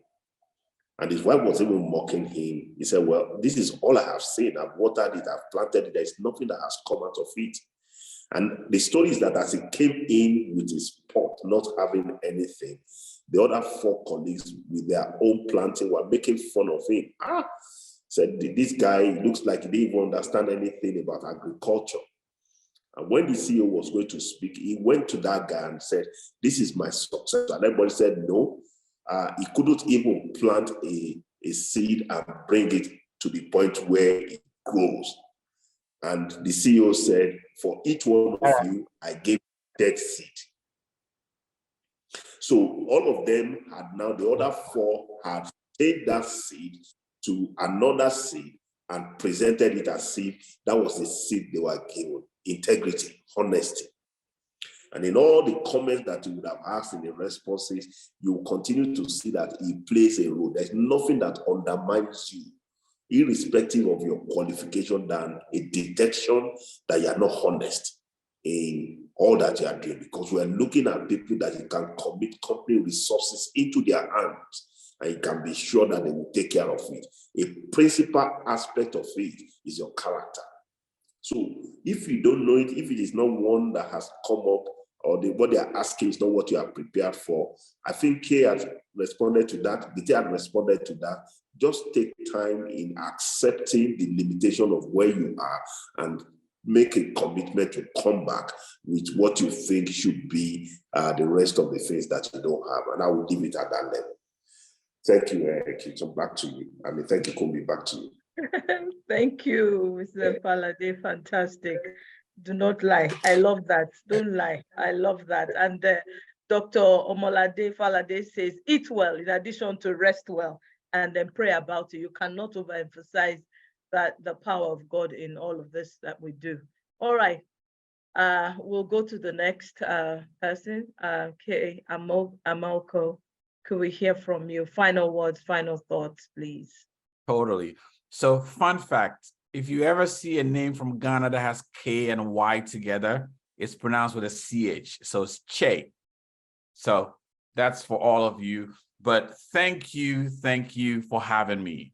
This has been a great conversation. I made new friends and I'm going to connect with all of you. Tolu, Bite, Leye. This is not a last. We're definitely I'm going to come to Lagos. I'm going to come to Nigeria because I've made new friends here and this is great. Thank you for having me. Actually, it was my wife that was invited to participate in a panel, but she was traveling and she says for me to fill in for her. And now she's even jealous that I get to do it because she's like, I really wanted to do this. But thank you very much for having me. Also, thank you to Kumbi and your friends at Federal Government, Girls College Alumni Association, because what you're doing by creating these platforms for the younger generation is priceless. I don't know if you get thanked enough, but I want to, on behalf of all of us, say thank you, because these investments will pay off for years. I remember the first person who asked me to do a CV. Every time I go to do a CV, I think about him and I was like, I didn't even know why he asked me to do that, but I know now why he was trying to get me ready for things that he doesn't even know that I'm facing now. So thank you for creating the platform. Thank you for having the summer camp. Thank you for bringing resources to the young people. And I'm going to ask the young people to not stop learning, to not stop being curious. I'm very impressed with the questions that were asked. It reflects young people who are on their way somewhere. And any of the people on this call, I'm sure will take your call any day, anytime, if you need to learn some more things. So take advantage of that. I have one grief with you, Kumbi, when you said, you said Lay is one of you, and I was like, oh, maybe I have to find a way to earn my way in here. Now, I've spent enough time here that I think I am an honorary member of the Federal Girls College Alumni Association. I've conferred it on me. Just send me my certificate, and then I will be in there. To wrap up, all that we've talked about with interviews, it gets better with practice. It gets better with time. For those of you starting out, you get better with time. Just trust, stick with the process, leverage the people around you, and you will get better with time. My 5 things that I shared, I provided it to Kumbi in a little photo she will share with everybody, but happy to connect on LinkedIn and happy to chat with you young people if you need anything, but you have great resources. This is a great community, and I am so honored to be a part of you guys. Thank you so much, Tay. When you mentioned the names of the people you've connected, you didn't mention my name. So that honorary membership of our alumni is not extended to you because of that, unless you include because in the number of people that you. We have connected already. We've been talking. Yeah. This morning we talked. So you're good. You're good. You're on the VIP list. Thank you so much. Watch this space. We'll be coming back for this. We'll be coming back for you. And this has been really exciting. We will focus on the adults because we also need a whole lot of this. So I love that. Don't stop learning. Practice, practice makes perfect. Tolu, final words from you. Final, not so final. Thank you so much. Thank you, Kyei. You're so funny. And it's also nice to meet with Mr. Leye and Mr. Falade. I can see this resemblance, very striking. I know why, but I can see it. So it's a pleasure to meet with you. So on a final note, really, so I'd say that, let me reiterate that interview is a chat for everyone. And I'm telling myself too, because even as adults, we're not there yet, and we'll still have interviews probably for a job you want or for something you're bidding for and all of that. It's a chat, and just see it as that so that you can be more comfortable whenever you have a chat. Practice makes perfect. I still speak to the mirror when I have an event, when I have to moderate an event on Zoom at work, and all of that. I talk to myself, I look in the mirror, I speak, I ask myself questions that they may want to ask me and then answer those questions myself. So don't ever keep practicing. Like Kyei said, it makes perfect, and it does make perfect. So keep practicing, and all of that. And I will not also, I think the place of prayer cannot be overemphasized. Believe me, I believe so much in that. And as everyone has said it, I would also reiterate it as well, whenever you're going. So there's a place of comfort where God just assures you that it's going to be okay. And you need to have that whenever you're going for this chat that we're talking about. To touch on Timi's question, and so I'll come from another angle.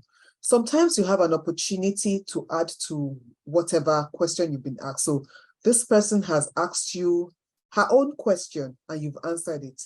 You can now go the route of, in addition to what you asked, I have done this, I have done that, I have this, I have that. It's an addition. So you've satisfied her inquiry, but you want to give more because you have more and you need to let them know that you have more. So you add that to that, and then I believe that would clinch whatever question the person has asked you, but sometimes you also need to be able to decipher, how would I call it now? Not ambience, I don't know what to call it, but you should know, you've been in a conversation with someone, you should be able to say, this is how this person is, or this is how I'm sorry, I can't even think of a word to use now. Body but the way, emotional intelligence.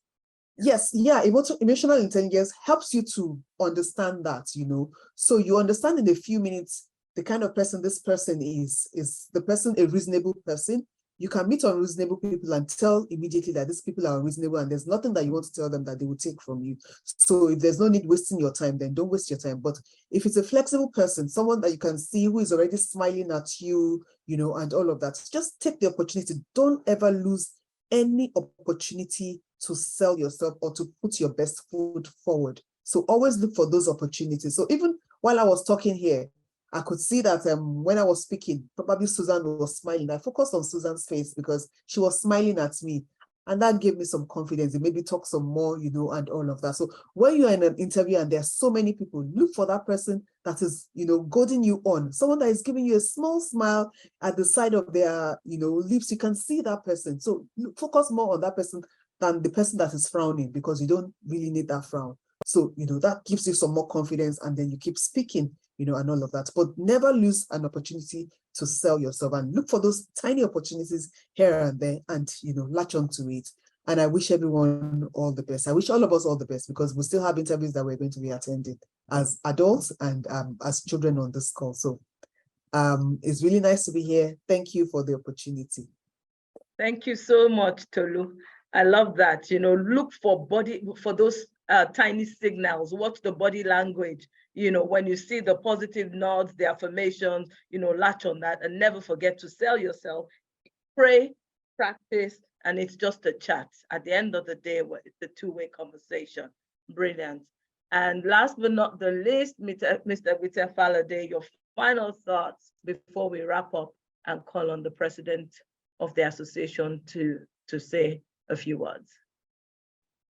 All right. Let me also echo my deep sense of appreciation and gratitude for the privilege to share thoughts in this community today. Thank you, everybody. I've also learned a lot of things listening to my co-speakers and also reflecting on some of the questions that have come out. Let me say that we are constantly interviewing. And one point, if I think I would like to say, that we probably have not emphasized is it's important to stay current. Please stay current. Back in those days, we call it current affairs. It's great and it's advantageous to be current about what's going on nationally, in your local community, and internationally.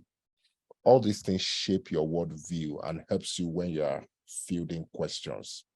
Young people, please take time to listen to news.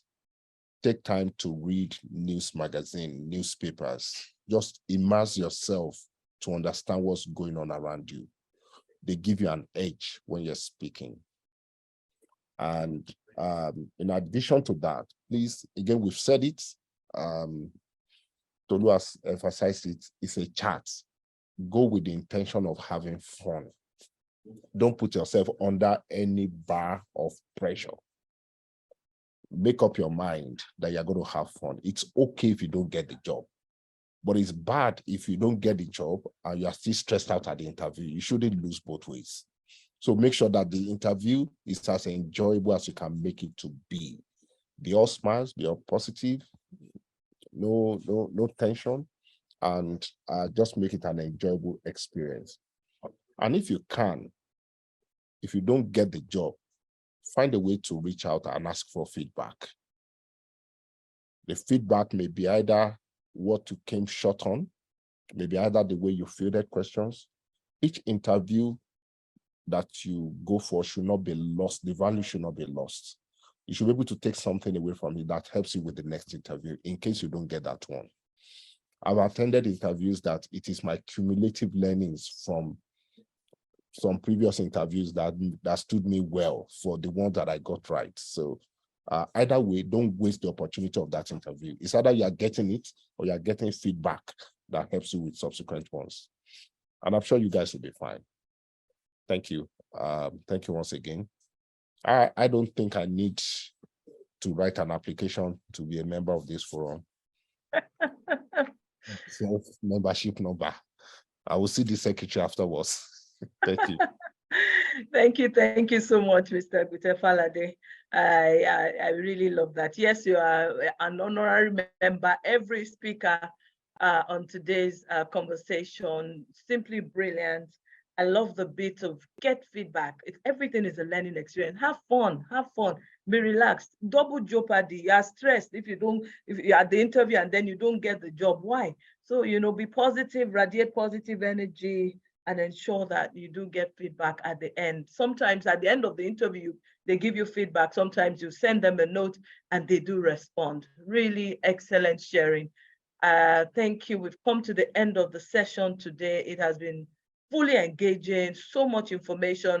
I have about 4 pages of notes written down, and I'm going to go back into it. And I think that we will share a summary of the learnings today to everyone that has attended, and also the information that Kyei has shared. So thank you so much. Now I'm going to invite the president of our alumni, Mrs. Susan Oluole, to say a few words, to share some experiences, and then give the vote of thanks. Susan, over to you. Thank you so much, Kumbi. Thank you. This has been a fantastic, amazing discussion, and I'm so glad it was put together.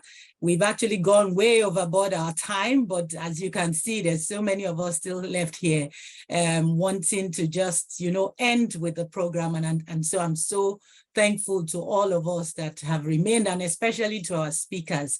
Thank you so much. It was all put together in not so long a time, particularly for Kyei, who kind of just, was pulled in at the very last minute. Thank you so much. Fantastic name you have. I love it.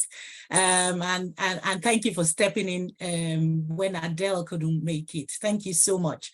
And Leia, fantastic. I really appreciate that you've had this long haul travel, you and your family, but you've made sure you were part of this. Thank you so much. And to Mr. Adegbite as well, we really appreciate you being here. We know that everybody has busy schedules, but we heard about your passion for youth. And so, we appreciate you being here.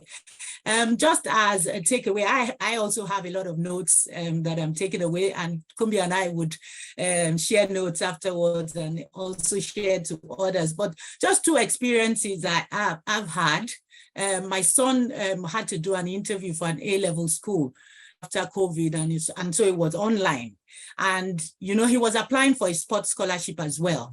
He plays football, and so during the interview for the sports scholarship, we were going on, and he was saying all the matches he had played and what wing he plays and all of that. And then I just remembered, because I was right there beside him, I just remembered to chip in that he also plays the violin. And you should have seen how lit up, the expressions of the interviewers were when they realized that a footballer that likes to play football also can play the violin and has some qualifications and certificates in that sphere. And, it was like, oh, very interesting. Somebody who's sporty, but also plays music, So please, as a takeaway for our youth, sell yourself, as we've heard throughout this conversation. It's very important. The second one is, don't tell lies, right? And I remember my first interview, just straight out of university. I applied to a bank. I'm from a law background. I'd studied law. So I knew I wasn't taking it very seriously, because I just thought it would be numbers, and I'm not very good with numbers and all of that, but I persevered, and at the end of the day, we were just 2 left, and they had to have something to separate us. To take somebody, and the HR lady asked, what do you do in your spare time? And luckily I like to read. And I said, oh, I like to read, and I've read books. I like to read a lot of books. And she said, what interesting book have you read? obviously I read all the, at that time, romance books and things like that. So I wanted to impress. And I said, I've read the history of England, right? I wasn't telling a lie because my dad had it in his book collection. I'm out of boredom and not having anything to do. I'd read it at one point. And then she started engaging me very seriously on the book. I just thought I would mention the name and move on and impress her. But thank God that it wasn't a lie. I had read about it. I talked about, she asked me what is the history? So I had to tell her about the Celtics and all of that, and I was so amazed that somebody would actually take me up on it. I had even called it the Celtics, and she corrected me and said, no, it's called the Celtics. I can never, ever forget that, so please don't tell lies. Make sure you live an interesting life. And just to round up, I will just go through, the points that I took from each one. Interviews, stay current. Even if as adults for us, even if you are not going for an interview, you will get into company cocktails, company dinners, and you will have to talk with different people. If you don't know things that are current, if you don't know about what is happening and different interests, the weather, the culture of where you are, then you're not going to be able to sell yourself or speak to that person. So not just for the youth, but for us adults, stay current, have a wide variety of knowledge over different things. Treat interviews as chats, maybe slightly formal, but they are chats still. And obviously, as Adegbite said, there are no trick questions. Stay current stay true to yourself. And then Tolu said, sell yourself, do not tell lies, as I said.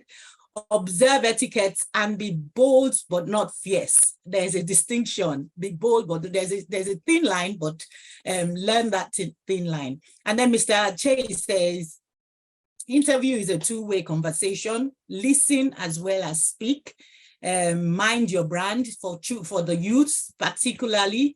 What you put on social media stays there forever and anybody can go and check. So make sure you're mindful of what you put there. Mr. Leia says, exude confidence, be audible, be articulate, prepare. I like that. He says, preparing for an interview is a way of life. So, all this volunteering work and all this, read different types of books, be current and all of that, it is not 1 week before the interview that you do it. You have to have started way before. So let it be a way of life. Have different interests.